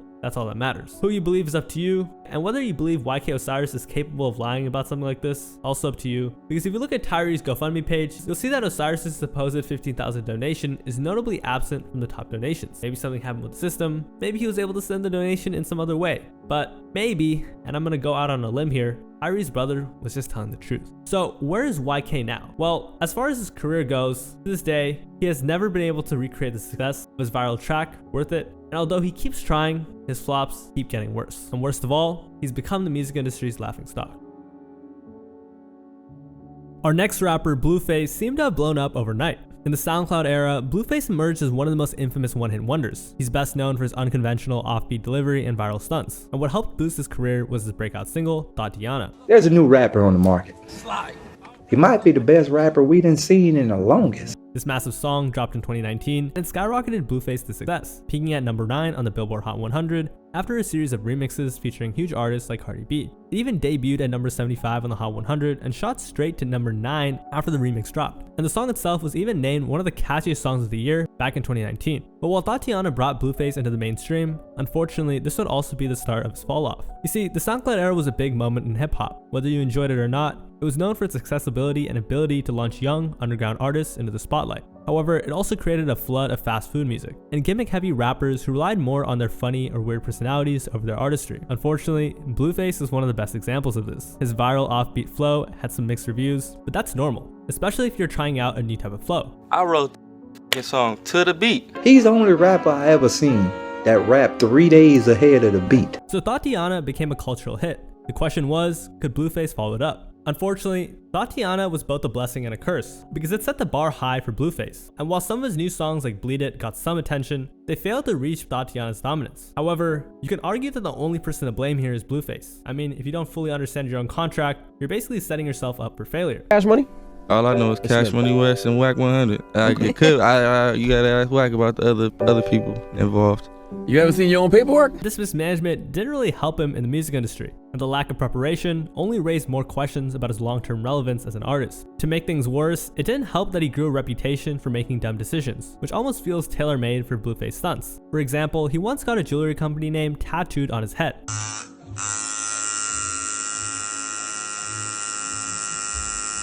Add this to his bizarre online behavior, and he instantly became known for his antics rather than his music. Why you tattoos your gang, but NYC luxury? Like the jeweler? But his decisions not only alienated his fans, but also drew the hate of fellow rappers. For example, 6ix9ine, infamous for his own controversial career, publicly mocked Blueface in a parody video. You want this chain, right? Yeah. You gonna have to get this tattoo. Alright, whatever. Labeling him a one-hit wonder, 6ix9ine summarized what many already believed, that Blueface's fame was built on shaky ground, destined to crumble due to his poor decisions and lack of musical growth. Blueface the one. Yeah, bro. Who's that? That's the kid with the all the fake watches. All right, I don't know about that. He had a song called Tatiana. That song blew him up. You know, he was kind of a viral sensation before because. But he fell off. 6ix9ine called it just as it is. He said, I mean, has he had a song to follow up the Thotty song? I personally like Bleed It, but you know, was it a hit? Not in terms of Billboard. He fell off.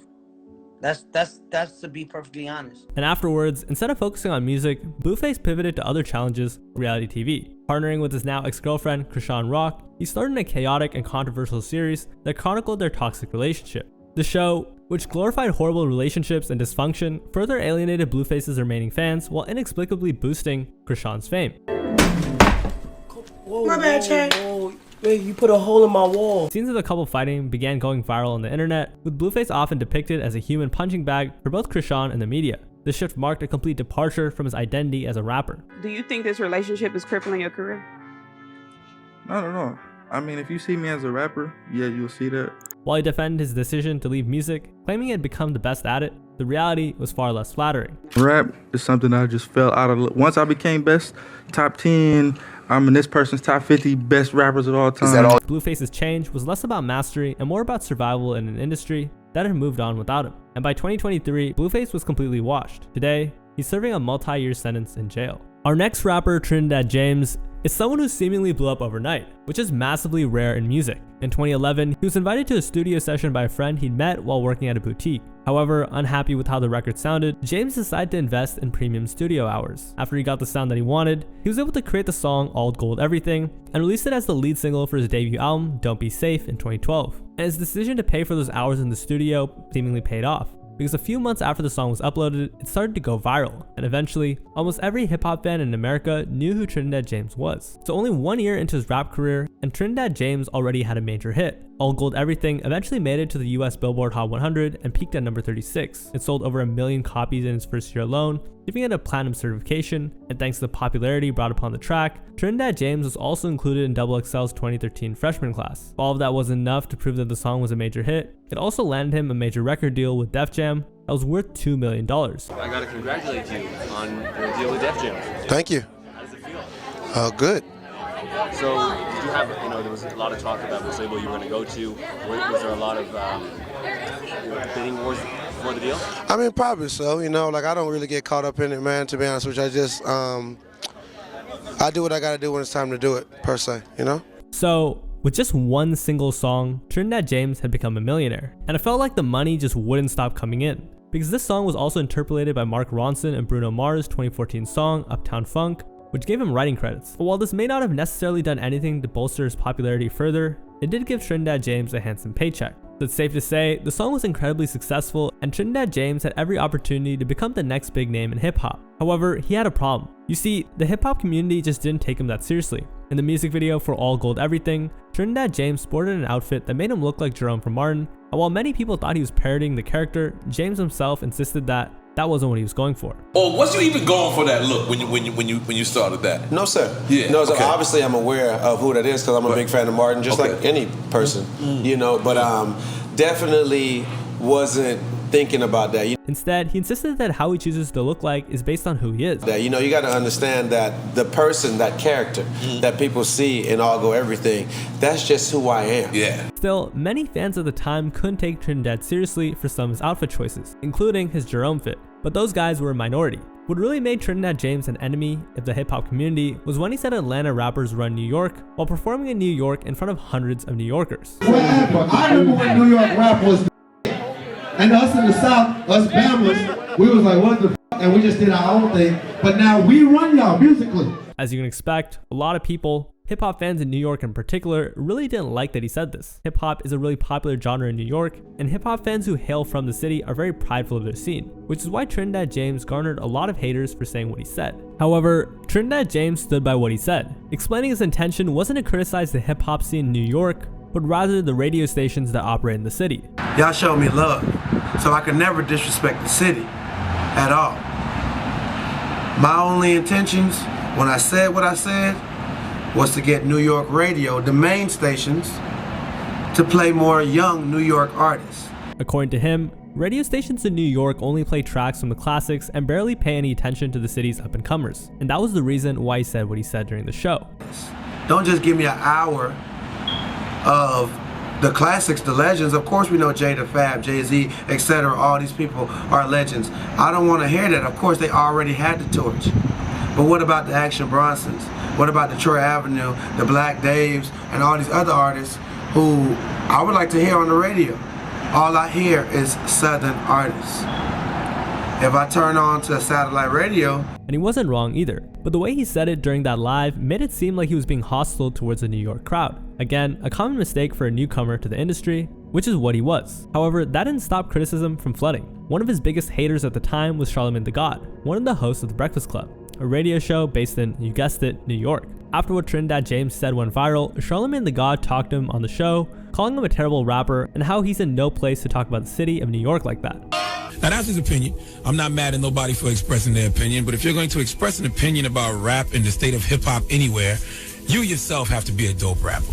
You can't tell nobody about the state of this city or make any remarks about hip-hop, and you're arguably the most terrible rapper out here, dog. Trinidad James should just be happy to still be doing shows, come out and perform your one hit, all gold, everything. As you can see, Charlamagne wasn't James's biggest fan, and after this, Hot 97 stopped playing any of James's tracks, and since they were one of the largest radio stations for hip-hop in the country, this was a pretty huge hit for him. However, all of this wasn't nearly as damaging to his career as what happened next. In August of 2014, less than 2 years after Def Jam signed him, Trinidad James took to Twitter to announce that his label had dropped him. I should tell y'all, I got dropped by the label. My album is now free. If you hear your beat or verse on it, I hope you want dat, cause I ain't got no money, Trinidad tweeted. While some thought that his comments towards New York were the reason why the label dropped him, he later revealed that the real reason he was dropped was because he and his label just didn't agree creatively. That's what they all say, don't they? I feel like we just had a difference of creative ideas, James said to MTV. And for me personally, I know I'm somewhat of a person that's just gonna do it their own way. For me personally, I don't think I needed a major at the point of time in my career that I was at.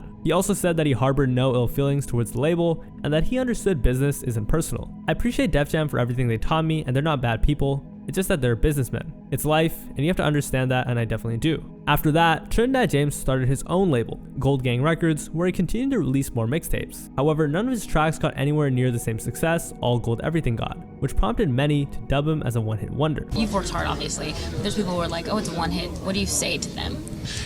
I mean, what can I say to them? You know, how you feel and your opinion, God gave it to you. I can't change your opinion. All I can do is work hard and keep putting out music, and then whatever else these same people who say I'm a one-hit wonder made this song so popular, do it again. And you see, Trinidad James is very aware that people call him a one-hit wonder. I mean, how can he not be? It literally gets brought up every time he does an interview. For example, it was even brought up when he appeared as a guest on Wild 'N Out. He had a song called All Gold Everything, but watch how I'm ruining them. It's funny how that gold quickly turned into aluminum. Although James doesn't seem to get too offended or upset, he also argues that it isn't true. Well, I think that at the end of the day, when somebody only has one hit that you know, then the science of it is you have one hit. See, although All Gold Everything was Trinidad James' only hit as an artist, he has also written songs for many other artists, many of which have gone on to become hits themselves. To him, this counts as his own achievements because he wrote the lyrics for those tracks, many of which are now iconic lines. That said, he also acknowledges that most fans are not going to stick with that philosophy. So like August Alsina, that's double platinum. Work Remix, that's double platinum. Bruno Mars, that's diamond.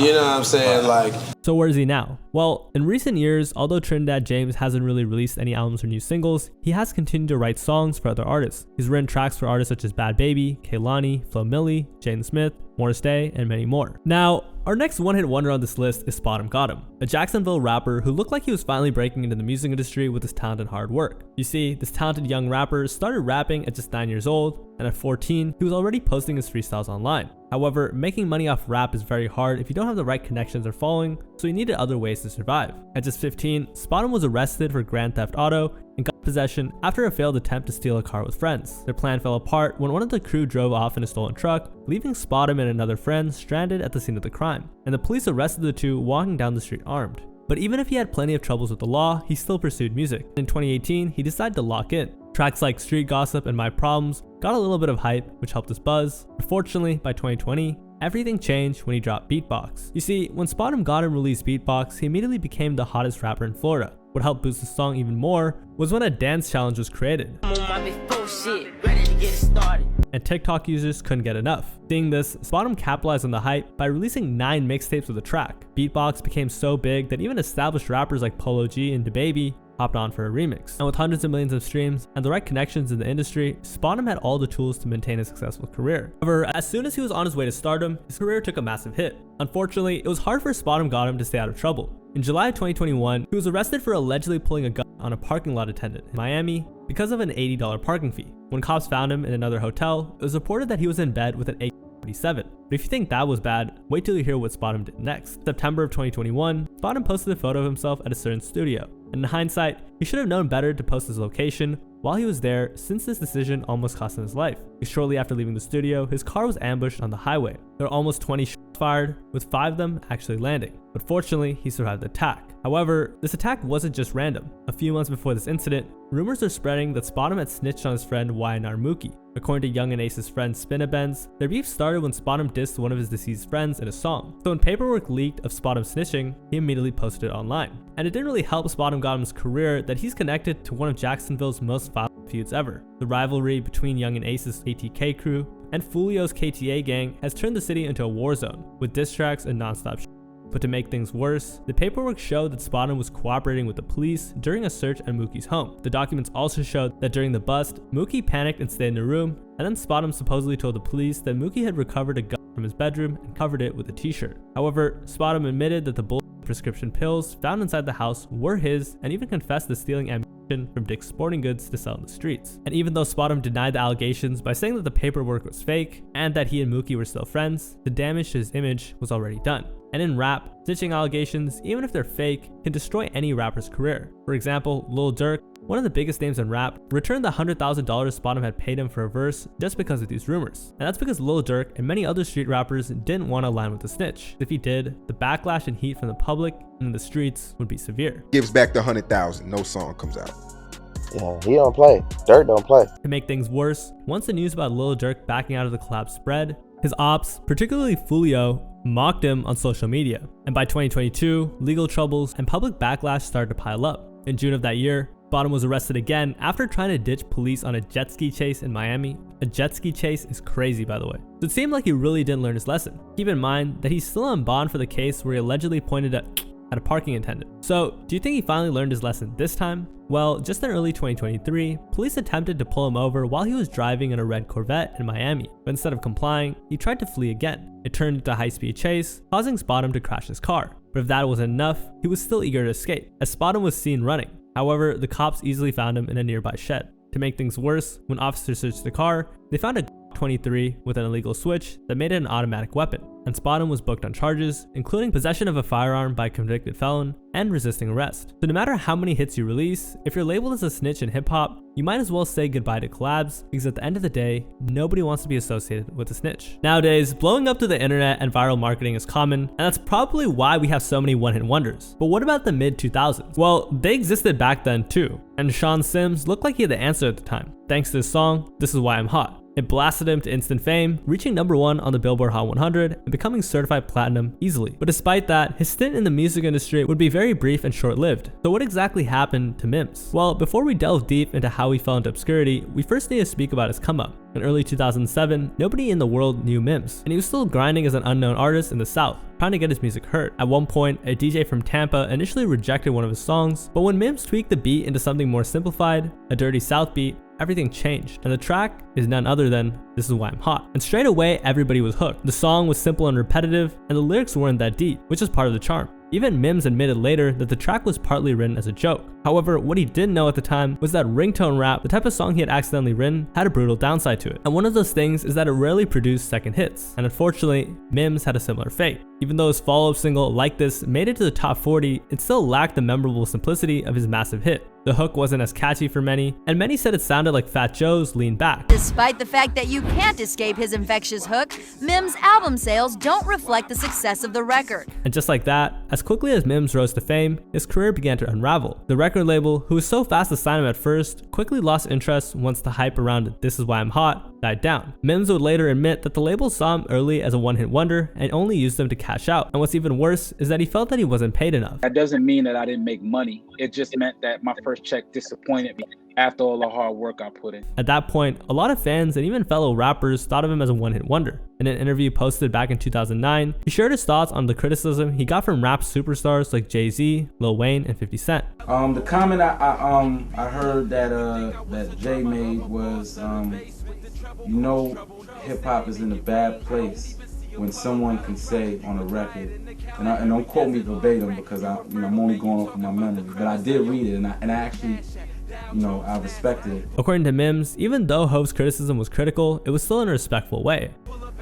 He said he mean no disrespect, but hip hop is in a bad place when someone can say in a record. However, 50 Cent's comments had a slightly different tone. Of course, 50 Cent is known for teasing online and having a blunt personality. Obviously, that's his MO. His MO is to really kind of, chop the head off of the cats that he feels, he could like easily just swipe away. But Mims understood that it was just 50 being 50. I guess his angle was never really a personal thing. It was just I'm 50 Cent. I'm running things. I'm running things in New York. And instead, admitted that there was some truth to his comments. And it was a respectful comment too from 50. It was him saying, look, in order for Mims to be anything big, he has to put the grassroots in, and he was making a comment about, I need to show the world a little bit more records. And lastly, he even spoke about Lil Wayne's critiques. He was just saying that, you could turn on the radio, you're going to always be able to turn on the radio and hear a Lil Wayne record. And in certain records you hear now, you won't hear from ever again or ever again in the future. And he was making a reference to me being an artist. Mims. According to Mims, Wayne just pointed out that while his music would always be present on the radio, some tracks, like his hit, This Is Why I'm Hot, would still be a timeless record.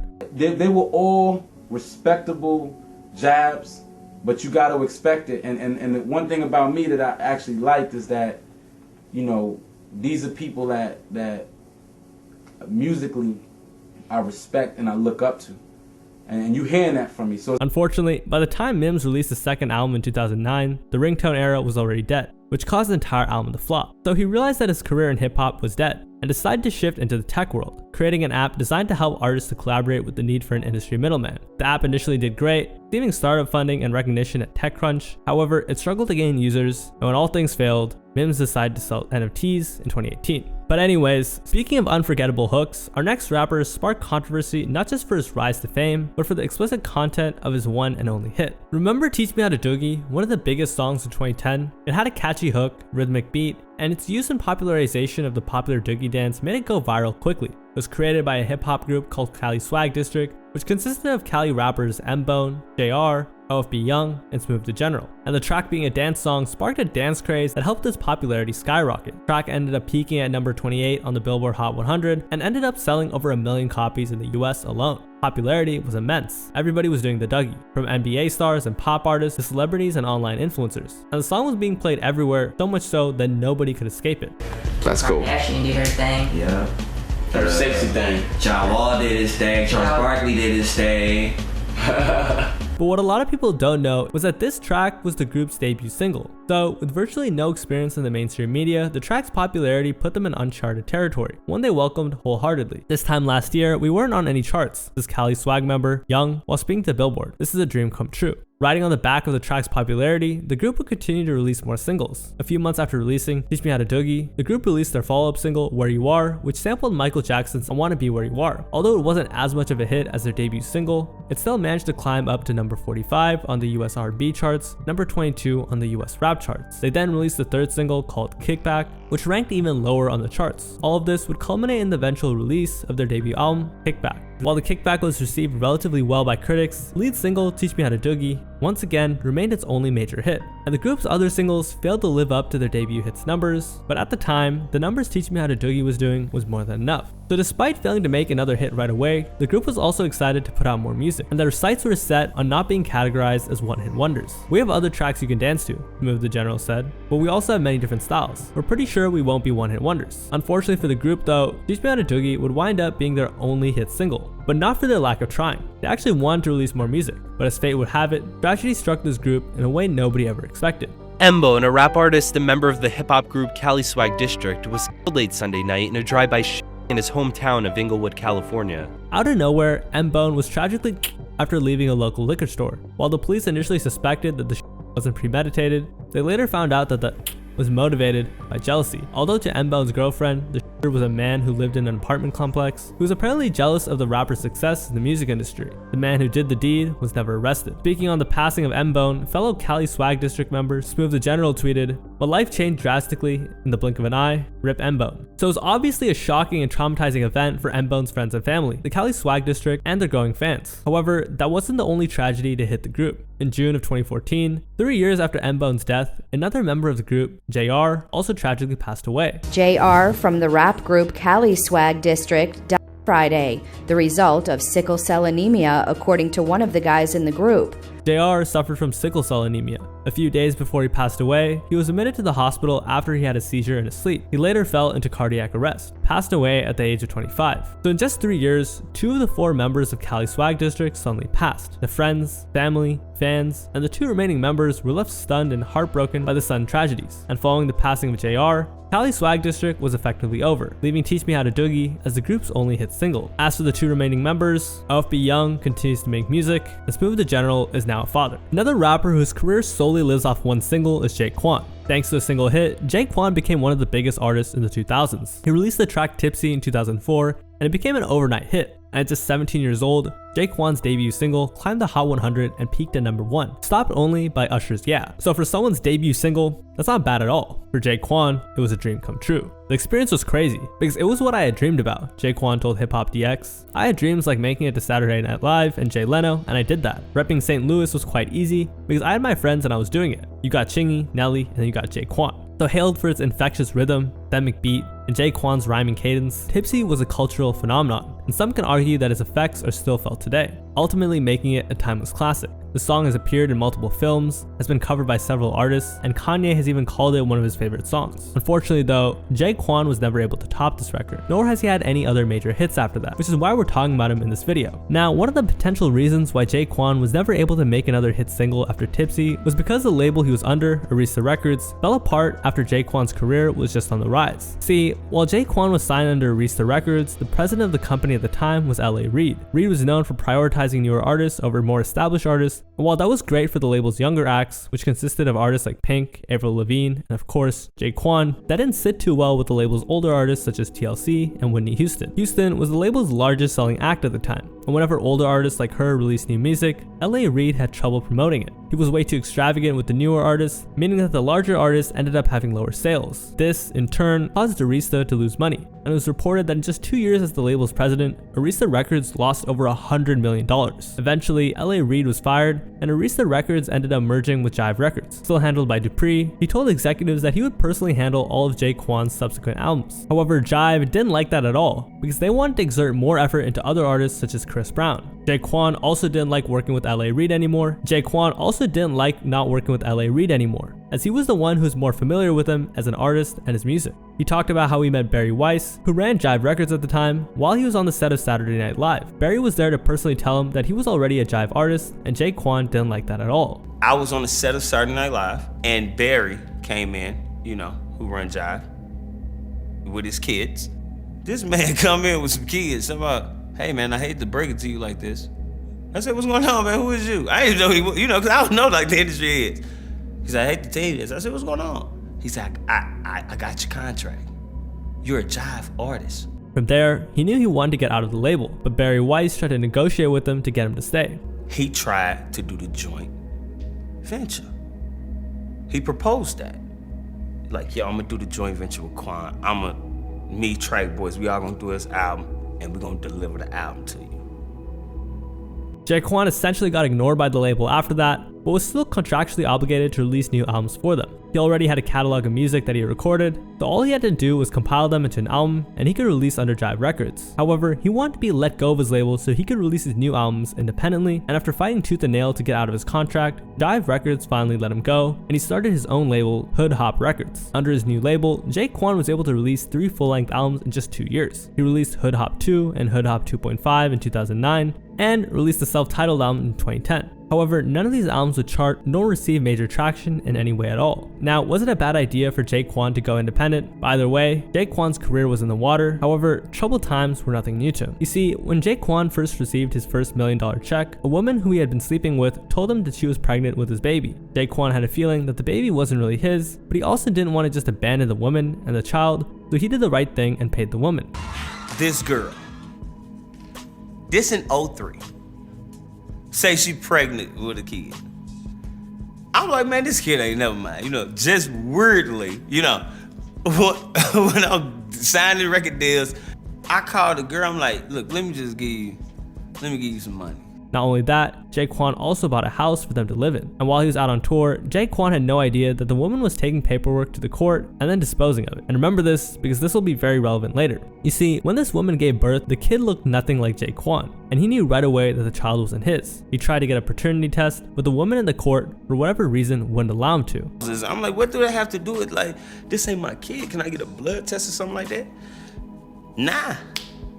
Now I'm being held in contempt for the lawyer fees and all this is this is insane. Then in March of 2010, Jay-Quan's label, Gracie Entertainment, said that he'd been missing for about a month. Thankfully, that same month, Jay-Quan got in touch with the label to confirm that he was fine. But it wouldn't be until a year later that Jay-Quan revealed the reason why he went missing for over a month. Remember that paperwork that Jay-Quan's supposed baby mama was disposing of? Apparently, that paperwork said the court required Jay-Quan to pay the baby mama $2.5K a month. It's unknown what exactly happened, but Jay-Quan disappeared because he got arrested due to remiss child support payments, even though he had been supporting this woman and the kid when he didn't even need to. So, wanting to get this over with, Jay-Quan hired another lawyer, and he was finally given the chance to take a paternity test, and what do you know, the child wasn't his. 2010, that's when I finally fought and got out of that whole situation. They finally awarded me a blood test. So for 7 years, basically, I was just paying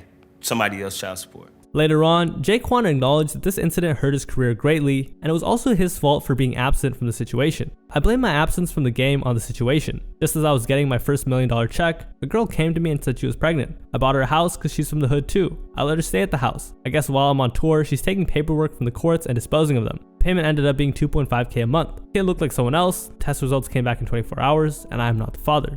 At the end of it all though, Jay-Quan was ultimately happy that he could finally get out of the situation, so he could begin his life again. I don't feel any better or any worse about the situation, I'm just happy to have my life back. Unfortunately for Jay-Quan, it may have been too late for him. Remember, this all happened in 2010, and his hit single came out in 2003. So he had to deal with this whole thing for 7 years. When he was finally done with it, the music industry was unfortunately done with them too. I mean, imagine paying 7 years worth of child support for a kid that isn't yours. That must have hit him pretty hard. With that said, Jay-Quan hasn't released anything even remotely successful since then. Now, let's talk about a rapper who became fairly controversial only because of one reason, and that's because of the content of the only popular song he had.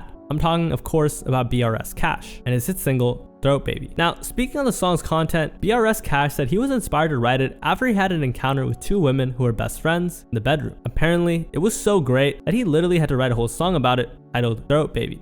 Exactly. So, this was so good, like, the next day, after I go drop her off, I'm in the car, I listen to my partner Chi-Chi. Yeah. I go listen to one of his beats. I'm like, God damn, Throat Baby. Like, I had to make a song about this. The song came out on November of 2019, and only a few months later, it started going extremely viral on TikTok. and its popularity lasted all throughout the pandemic. I said last time, like, Throat Baby rolled out the whole pandemic. Nah, facts. You know what I'm saying? Like, following the song's virality, he signed with Love Renaissance and Interscope Records. He also released a remix of the track featuring DaBaby and City Girls. And because of this, Throat Baby would end up peaking at number 24 on the Billboard Hot 100 and sold 2 million copies in America alone. And with that being BRS Cash's debut single, he was catapulted into the limelight immediately. Boosted by the pandemic, Cash's ride to fame was ensured. However, the more people listened to the song, the more they thought about what it was actually about. You see, as popular as the track became, it wasn't really seen as anything more than a meme song, and its raunchy lyrics were the reason for that. Even Cash himself thought that the song wouldn't blow up the way it did because of its lyrics. I didn't know that it was going to do what it's doing right now because I felt like it was so explicit that I felt like people were going to try and hate on it. And he saw that coming very accurately. As much love as it got, the song received a lot of hate as well. I heard Throat Baby and on my radio, someone said on Twitter. I mean, as far as explicit, dirty hip-hop songs went, it was definitely one of the most vivid ones out there. Just check out the lyrics for yourself, you'll see what all the fuss is about. Cash, though, argued that it's rather hypocritical of people to criticize something this sexual when most people enjoy giving or receiving, and he said he was only speaking on this as a matter of the truth. I still get backlash to this day. I'm sure. But I mean, it's just like, I'm speaking about something that's real, something that people know they do but try to act like they don't do. And the fact that it's just so straightforward and raw, people take offense to it like I'm, you know what I'm saying, like I'm trying to be degrading, but it's really not. That's my experience, that's me. He also said that he would never be so disrespectful to women given that he was surrounded by them growing up. I grew up in a household full of women, you know what I'm saying, with my sisters and my mom. So far, me being in the household and the respect that I've given for women and what they do, I was a little shaky to put the song out because I didn't want that backlash to be like, oh, he's just degrading women. They expect to see filth, but really I'm not about that. Then again, songs as explicit as this will always get backlash, and they're very prominent in the hip hop genre. Rappers love talking about sex things, and to be honest, the general public loves listening to them, which is why tracks like Throat Baby end up selling millions of copies. However, that wasn't the end of the backlash Cash faced in regards to the track, because in December of 2020, he headlined a drive-in rally for Democratic Senate candidates Jon Ossoff and Raphael Warnock in Georgia, where he changed the lyrics of Throat Baby to Vote Baby, very creative, I must say, urging his Georgia fans to vote blue. As you can imagine, various Republicans didn't like how BRS Cash voiced his support for Democrats, so in an effort to discredit him, they dug through his old tweets, which were allegedly misogynistic. In response to this, Cash said, "The fact that they had to go back to me in high school should have told them something already, like that was 12, 11 years ago. The fact that he had to go that far to find something that you thought was dirt on me should tell you something. You're digging into a person's past on what's going on right now. When you were young and dumb, you'd say anything." After that, Cash said that he would do it all over again because he achieved his goal, and that was to urge his county to vote blue. They did. So from dropping a dirty anthem about to being a campaign track, Throat Baby sure had a whole journey of its own. But getting back to the artist though, being as young as he was, Cash was no stranger to issues. While the whole backlash surrounding the track didn't really affect him that much in any way,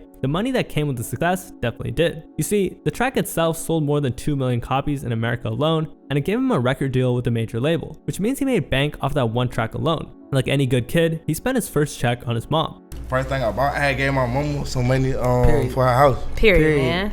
Yeah. However, like any other kid who gets handed a huge stack of cash, he also made some very less favorable decisions. For many, they spent money on substances, alcohol, jewelry, and partying, but Cash battled a completely different demon. So I had a real bad gambling problem. Damn.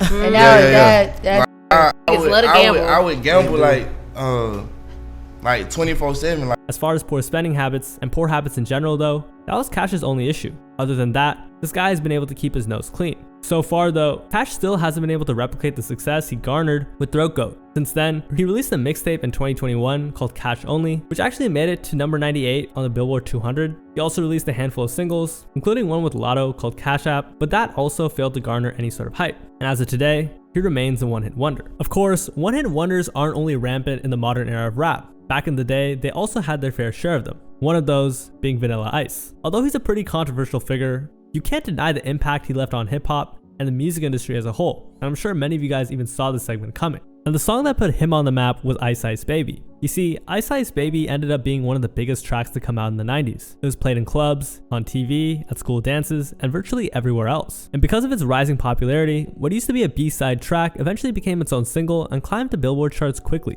eventually topping it, becoming the first hip-hop song to go number 1 on the Billboard Hot 100. It was also very successful globally, topping the charts in countries such as Australia, New Zealand, Ireland, UK, and Germany. And all of a sudden, Vanilla Ice became one of the most globally recognized rappers, much to the dislike of his rap peers. See, before Vanilla Ice found all of the success, he used to open for artists such as NWA, Public Enemy, and MC Hammer. By the end of 1990, he was bigger than all of them combined. The song also netted Vanilla Ice a trove of awards and nominations. It was nominated for Best Rap Solo Performance at the 1990 Grammys, and his debut album was nominated for Favorite Rap/Hip Hop Artist and Album respectively, and won Favorite Pop/Rock New Artist at the 1991 American Music Award. He also won a ton more. And if all that wasn't enough, he even dated Madonna. I mean, that must have been the biggest award Ice Ice Baby brought him. And from there, Vanilla Ice would continue to remain at the top for a while. But of course, you don't become this successful without having haters. Vanilla Ice had one too many of them. See, his rise to success may have been rapid, all things considered, but it was far from a smooth one. Success often attracts hate, and Vanilla Ice had no shortage of this throughout his career. And one factor that played into this was that Vanilla Ice was a white man who was dominating a black genre, which many didn't like. Regardless, Vanilla Ice has always said that one of the reasons why people disliked him, especially his hip-hop peers, was because he was successful and they were not. A lot of black rappers are probably angry because some of the white people screaming didn't buy rap until you did it, until they saw a vanilla face on the cover of an album. That probably makes them angry because if it makes them angry, you're angry. It's not my fault. Did I have anything to do with that? So no. They should dog the people. What they're saying is they're showing their own jealousy, man. That's all it is. Vanilla Ice was also seen as more of a novelty rapper, whereas hip-hop at the time dug deep into the pressures that gangs and kids from the streets dealt with on a regular basis. But this was subject matter that Vanilla Ice couldn't relate to, alienating him in the hip-hop community. That said, not everyone in hip-hop hated Vanilla Ice. He was notably friends with many hip-hop figures such as NWA, Tupac, Flavor Flav, and more. Oh, good friends of mine. I was friends with Tupac way before he even blew up, when he was with NWA? Digital Underground. NWA, I was the opening act. Listen, I was the opening act for the opening act for the opening act for the opener for the opener when we did the Stop the Violence tour with NWA, Stetsasonic, EPMD, Sir Mix-a-Lot. So I was that kid out there, and they were great friends. They embraced me, man. But clearly, it wasn't all hate for Vanilla Ice. The hate did get to a point where he wasn't taken seriously in the genre anymore. But anyways, as I said earlier, when Vanilla Ice achieved insurmountable success, many in the rap community didn't take too kindly to him. And one of the people who made that very known was the notorious Suge Knight. Now, the story has been told countless times, so if you're a fan of either Vanilla Ice, Suge Knight, or just 90s hip-hop in general, there's a very good chance you've heard this story already. But if you haven't, this is how Suge Knight was able to extort millions of dollars from Vanilla Ice, money that he later used to fund Death Row Records, the very same label that popularized rappers such as Snoop Dogg and Tupac. See, at the height of Ice's popularity, sometime around 1991, Suge Knight allegedly ambushed Vanilla Ice at the Bel Age Hotel, along with rapper Mario Chocolate Johnson and Suge's bodyguards, if he needed any. Apparently, Mario Johnson helped Ice write Ice Ice Baby, but was never rewarded with writing credits or royalties, which made him royally pissed off. So he and Suge pulled up to force him to sign over the publishing rights to the song Tonight. Coax him into agreeing. The notorious record label executive allegedly took Ice out on the balcony, grabbed him by the ankles, and dangled him over the balcony like a cartoon character. Now, while Ice did eventually pay Suge and give him the publishing rights, he said what really happened wasn't that fantastical. Ice even said that despite his public reputation, Suge Knight was actually really nice in person, that he got along with him well. He had a good personality. He was funny. We got along. Suge and I really never had a problem, a disagreement, or anything like that. According to Ice, Suge did meet him at his hotel, and they did speak at the balcony, and his guards were even there, but Suge was still being aggressive. I saw that they all had guns right away, and that they're not to be with, but they're very well dressed and smelled good. Ice then said that although they were armed, the guards were nice to him, that they were fans and took pictures of them, so he did. Everything was all well and good, but the mood changed when Suge Knight told him he wanted to speak with him at the balcony alone. Ice's security stood up to protect his client. One of Suge's guys gave him the beats, forced him to back down. Suge said he'd like to talk to me on the balcony, alone. And I said, oh, okay, it's fine with me. My bodyguard stood up and he got slapped down. He slapped the bodyguards. Oh, yeah. So Suge did all of that, and Ice still said that he had a good personality, bless his soul. When asked if Mario Johnson was there, Ice confirmed that he was as well, but he was in a rather despondent state, and it didn't look like he and Suge were in agreement at all. Like everybody else does. Wasn't Chocolate there? Oh, Chocolate was there in tears. In fact, he wasn't there. The first 5 people that came in my room, he was not there. Okay. They brought him in about 30 minutes later. Aha. After that, Suge urged Ice to sign with them, but Ice actually thought that he was signing to be a part of Suge's group. Thought he was checking in with them. He didn't know that he was signing away the publishing rights for Ice Ice Baby to Suge Knight. I'm like, so if I sign these papers, you guys are going to give me protection in the city. Nobody's going to mess with me. And they say, yeah, Ice, you always protected, bro. And when he found out that Suge had essentially extorted him, Ice didn't really care much. He said he was just happy to be alive and that the money meant nothing to him. To all the people, they must be like, God, the shit he had to go through and the money they must have stolen from him and all this shit, right? So I never cared about the money. Never, ever did, never do, don't now. Little did he know at the time, this incident he had with Suge would change hip-hop history forever. When Suge Knight founded Death Row Records with the money that he stole from Ice, it gave rappers like Tupac and Snoop Dogg a platform, two of the most influential rappers of all time. But Suge Knight wasn't the only person who came after Ice when Ice Ice Baby became successful. Another group also approached Ice to settle financial matters, although this one is way more warranted and acceptable than the situation with Suge. As we all know, Ice Ice Baby sampled David Bowie in Queen's hit single, Under Pressure. Speaking on this, Ice said, "The way I do stuff is go through old records that my brother has. He used to listen to rock and roll and stuff like that. I listen to funk and hip hop because rock wasn't really my era. But having a brother like that, well, I just mixed the two." And he had a copy of Under Pressure, and putting those sounds to hip hop was great. Ice also said that he was just sampling David Bowie and Queen's music, which is what most in the hip hop community do in the first place. Rap music is sampling, and people who don't understand rap music, they say, well, he borrows this or steals this.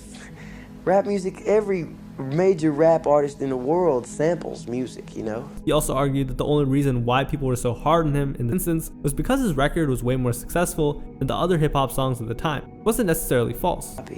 But see, the reason why you don't hear as much controversy going on with other rap groups sampling and stuff is because a good rap record in the United States just goes gold. I mean, that's a good rap, that's a lot for a one rap record, you know, it's go gold. And platinum is like, you barely get that for a rap record. For the record, a gold record means it sold more than 500,000 copies, a platinum record means it sold more than 1 mil, and at this time, Ice Ice Baby was a 5x platinum record, meaning it sold more than 5 million copies already. But see, the reason why Queen and David Bowie went after Vanilla Ice was because he didn't credit them when he released the song. Even when he sampled, the artist should still credit the songwriters of the original song they're sampling. Everyone in hip-hop knows this, but perhaps Ice didn't get the memo. So when David Bowie and Queen sued him for copyright infringement, the case was settled out of court, and Ice had to pay Bowie and the members of Queen an undisclosed amount, also give them songwriting credit on the song, which is what they wanted in the first place. We're gonna get him, you know. All they wanted was credit. All they wanted was credit, and that's all we gave him, you know. That was the end of that. But although he had a lot of haters, Vanilla Ice's career went on. Aside from having a relatively successful music career, Ice was also able to carry over the momentum of his popularity from music to TV and film. He was a notable cameo in the 1991 film Teenage Mutant Ninja Turtles 2, The Secret of Ooze, where he performed a track called Ninja Rap. And what do you know, later that year, he also starred in his very first starring role, Cool as Ice. And keeping up with Vanilla Ice's cold themes, the reception for this movie was below zero. It was hailed as one of the worst movies of all time, and it even netted Ice an award at the Golden Raspberry Awards in 1992 for Worst New Star. The movie's main song, which he also wrote, was also critically panned. So clearly, whatever Vanilla Ice did with Ice Ice Baby just wasn't working here. So following the failure of his solo film, Ice continued with his music career and he toured for about 3 years straight. This prompted him to take a break from music for a while. He spent his break jet skiing, motocross racing, became involved with the Rastafarian movement. During this time, Ice became a vegetarian, sported dreads, and started smoking a lot of funny grass. This was also around the time when Ice worked on his second studio album, Mind Blowin'. Despite its name, it was anything but that.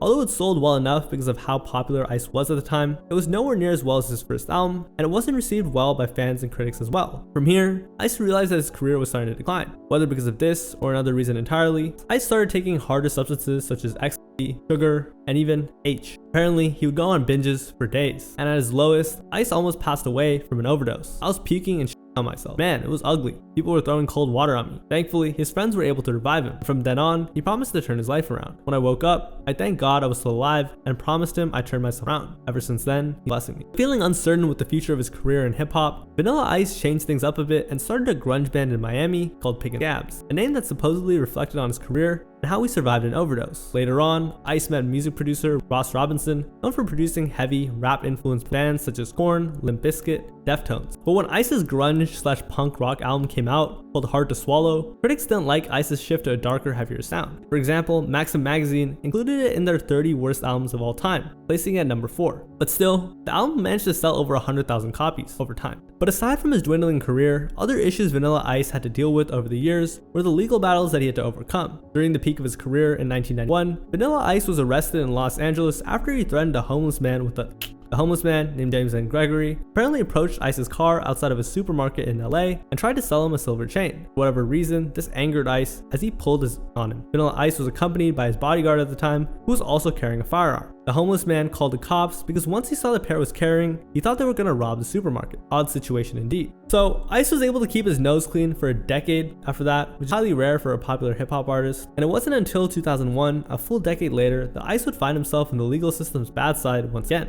In January of 2001, Ice was arrested in Florida for allegedly his wife, Laura Van Winkle. How frequently do you travel? 2 or 3 times a week. It's not a rap, but a rap sheet for Vanilla Ice, who faced a Palm Beach County judge charged with domestic battery. The couple apparently started arguing while driving on Interstate 595 in Davie, Florida, and at one point, Vanilla placed his hand over his wife's mouth to shut her up, and in another instance pulled her hair, ripping some of it out, to keep her from jumping out of the window. Messy situation all in all, and Ice pled guilty to all charges and was sentenced to probation. The couple was also ordered to attend family therapy sessions. But this wasn't the only time Ice got hit with the battery charge. 7 years later, Ice was again arrested in Palm Beach County for allegedly and hitting his wife.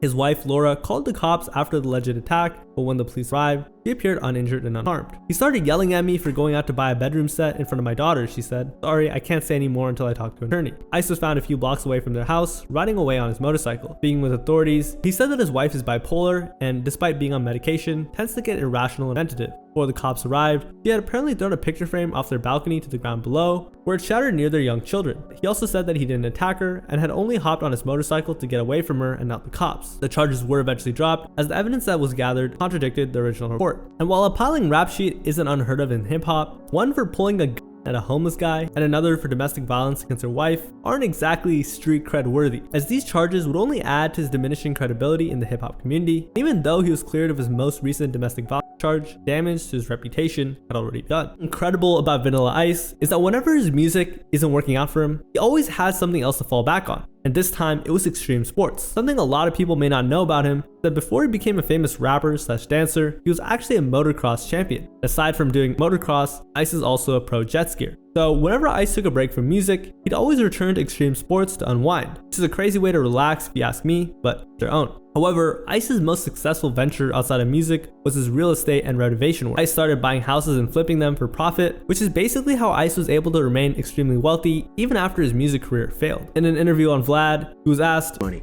You do real estate, you understand that. It's when you buy a house that's worth $1 million and you pay $500,000 for it. That's what I do. I make money on my houses before I even fix them up, when I buy them. Eventually, Ice turned this hobby into a full-blown career, and in 2009, he started a reality TV series called The Vanilla Ice Project on the DIY network, showcasing exactly what he's been doing outside of music. So Ice knows how to spend the least amount of money on a house to get the most amount of profit out of it. So much so that in 2015, Ice was arrested for burglary and grand theft for stealing items from a house he supposedly thought was abandoned. According to police in Lantana, Florida, Vanilla Ice was arrested on Wednesday, accused of breaking into this foreclosed home and stealing a pool heater, bikes, and furniture. Charges eventually got dropped. Ice continued to insist that all of this was just a massive misunderstanding. It's a misunderstanding. It's blown out of proportion, and it's sad that good news doesn't travel this fast. Either way, one thing you can't say about Ice is that he doesn't go out of his way to make sure his home renovations are as cheap as possible. On top of that, he's also worked on films with Adam Sandler. As for today, he's just living life. We're like super homies with Adam Sandler. Yeah. How does it work with his movies? Because you've been in a couple. Does he just literally call you on the phone like, hey, can you come down and do this real quick? It's funny you say that because it's exactly like that.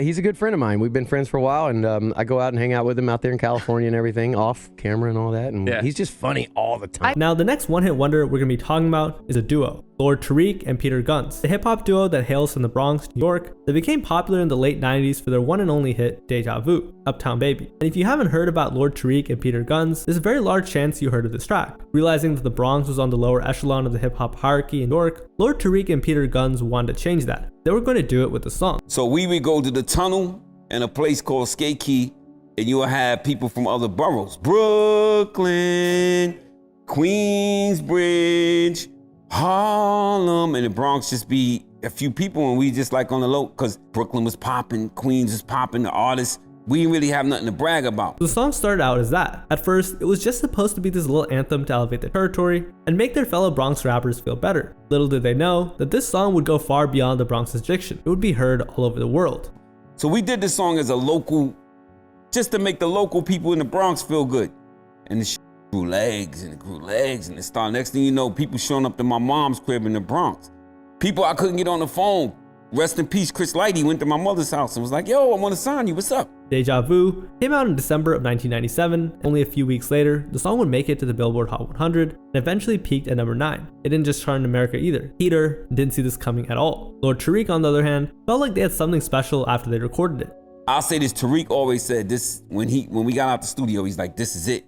And I was like, this is a New York record about the Bronx, this ain't going nowhere, but it popped off. Pretty soon, the track ended up selling over 1 million copies in the US alone, giving it a platinum certification. So it's safe to say, not only did Lord Tariq and Peter Gunz elevate the Bronx's status in New York, but they put on for the Bronx to the entire world. However, Deja Vu, Uptown Baby, created using a sample of Steely Dan's Black Cow. While this was standard practice in hip-hop already, Lord Tariq and Peter Gunz made a massive mistake here when negotiating the track, a mistake that would inarguably cost them their career. To clear the use of the track, Steely Dan requested an advance payment of $115,000. On top of that, Steely Dan members Walter Becker and Donald Fagen also wanted full publishing rights. Go to clear the sample, they just want all the publishing and $115,000 in cash. So we had to give them all the publishing and pay them $115,000 in cash, which if you got close to $1 million, you thinking that's nothing. And they can have the publishing too, because we'll just make another hit and that'll be our money. And you know, that just never happened. So due to the lack of foresight and terrible decision making, Lord Tariq and Peter Gunz agreed to what is most likely one of the worst deals in hip hop. See, they were confident that they were going to make another hit, so signing that clearance was easy for them to do. Little did they know, they wouldn't make another hit again. They signed away the full publishing rights to their only hit, Steely Dan, which means they didn't see a penny of that track afterward. That wasn't bad enough. Steely Dan also asked to be credited as the sole songwriters of the track. They didn't ask just to be credited as songwriters, they wanted to be the sole writers on the track. Remember, Lord Tariq and Peter Gunz wrote their own verses, but Steely Dan wanted credit for that too. If you look at the credits for the song now, Lord Tariq and Peter Gunz aren't credited as the writers. Instead, you'll see Walter Becker and Donald Fagen's name. It's written by Donald Fagen and Walter Becker, two old white men. They not from the streets, they not from the hood, they not from the Bronx, they not from Brooklyn, Queens, and none of the boroughs. But it was written by them. So Donald Fagen wrote, I'm quick to slide off and slide this dick in your wife. That's who gets credit for writing those type of lines. As you can imagine, this terrible misfortune made Lord Tariq and Peter Gunz very resentful of the music industry. So instead of going out there to try and create a follow-up album, or even just a follow-up track, they walked away from the industry, something Peter said he regrets today. Because all we did was ride that single too long. We should have threw an album out, sold 1 million albums as opposed to 1 million singles, and then kept coming back. Instead, we toured and made all this money off the single, thinking that no matter when we put the album out, fans were gonna go get it, and that's just not what happened. You know, I'm always regret that for the rest of my life. Peter also blames himself for what happened, saying he could have made the decision to stay since Lord Tariq was way too nice of a person to fight the battle. You know, I blame myself. Tariq probably wouldn't agree with me on this, but I'll take the full blame, me and Tariq, for not even going next level. Once we came out with the album, and we sold 1.5 million singles. So, but once the album came out and didn't do anything, we both, like, you know, and the label turned their back, we both just put our fingers up at the music industry and walked away. That effectively ended the duo. Lord Tariq and Peter Gunz disbanded without another single, forever cementing them as a one-hit wonder. Following the fallout of the duo, they both went their separate ways, and honestly, lived normal lives. Moving forward though, let's talk about one of the biggest rappers to come out in the 80s, Young MC. See, during this period, hip-hop wasn't as prominent as a genre as it would be just a few years later. Around this time, rock and roll dominated the airwaves, so for any hip-hop songs to chart at all was a huge deal. That's exactly what Young MC did back in 1989, his hit single, Bust a Move. You see, Bust a Move came out in May 1989 as the third single for his debut album, Stone Cold Rhythm. Known for its fairly simplistic topics, yet highly danceable rhythm, Bust a Move became a cultural phenomenon. It helped propel hip-hop from underground to mainstream, not only in the US, but globally as well. Peaking at number 7 on the Billboard Hot 100, charting in other countries as well, including Australia, Canada, Netherlands, and Belgium. There were a lot of things to love about the track. It was family friendly, it was a step in a different direction, considering hip-hop mostly covered street wars, politics, substances, women at the time. That honestly didn't change much. Young MC's delivery was punchy and articulate, allowing listeners to understand everything rapping, and the song's bass line was nothing short of incredible. But that's because it was actually done by none other than Flea, who was the bassist who played the bass for the Red Hot Chili Peppers. The song even netted Young MC his first and only Grammy. In 1990, he won Best Rap Performance for the song, also earned a platinum certification, selling more than 1 million copies in the US alone. So to say that the song song was a success was a huge understatement. Then again, it's unfortunate that it was Young MC's only hit. But of course, he did have a few songs that gained a bit of traction. His follow-up single, especially Principal's Office, was also a bit successful, but it wasn't nearly as successful as Bust a Move was. As the years passed, slowly faded into obscurity, his original hit single, Bust a Move, remains a cultural classic even to this day. But because it was such a cultural hit at the time, his career didn't dip away in the coming years as it usually does with one-hit wonders. In 1991, he released his second album, Brainstorm, and although all the singles flopped, the album as a whole was still able to achieve gold status in the US, which meant that it sold over 500,000 copies. After that, his next album was a commercial failure. Not one of his singles managed to chart. His fourth album even acknowledged the state of his career. Aptly named Return of the One-Hit Wonder, this fourth album also flopped. But like many other one-hit wonders, Young MC didn't really consider himself a one-hit wonder. He acknowledged that he named his fourth studio album because he knew what others called him.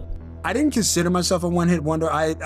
If I'm not mistaken, I think Principal's Office either went gold or was close to gold. Know How was a big record. I had written the 2 songs for Tone. Yeah. At that point, I was also starting to write for other outside people. He acknowledged that he named his fourth studio album Return of the One-Hit Wonder because he knew that's what others called him. Regardless of how he sees it though, Bust a Move was virtually the only track that carried his career. Nothing wrong with that. As of today, Young MC is still very active in the industry. Not only does he still perform from time to time, but he's dabbled in TV as well. But now that we're done talking about Young MC, you might want to check out how most one-hit wonders often fall prey to perhaps most disturbing scams.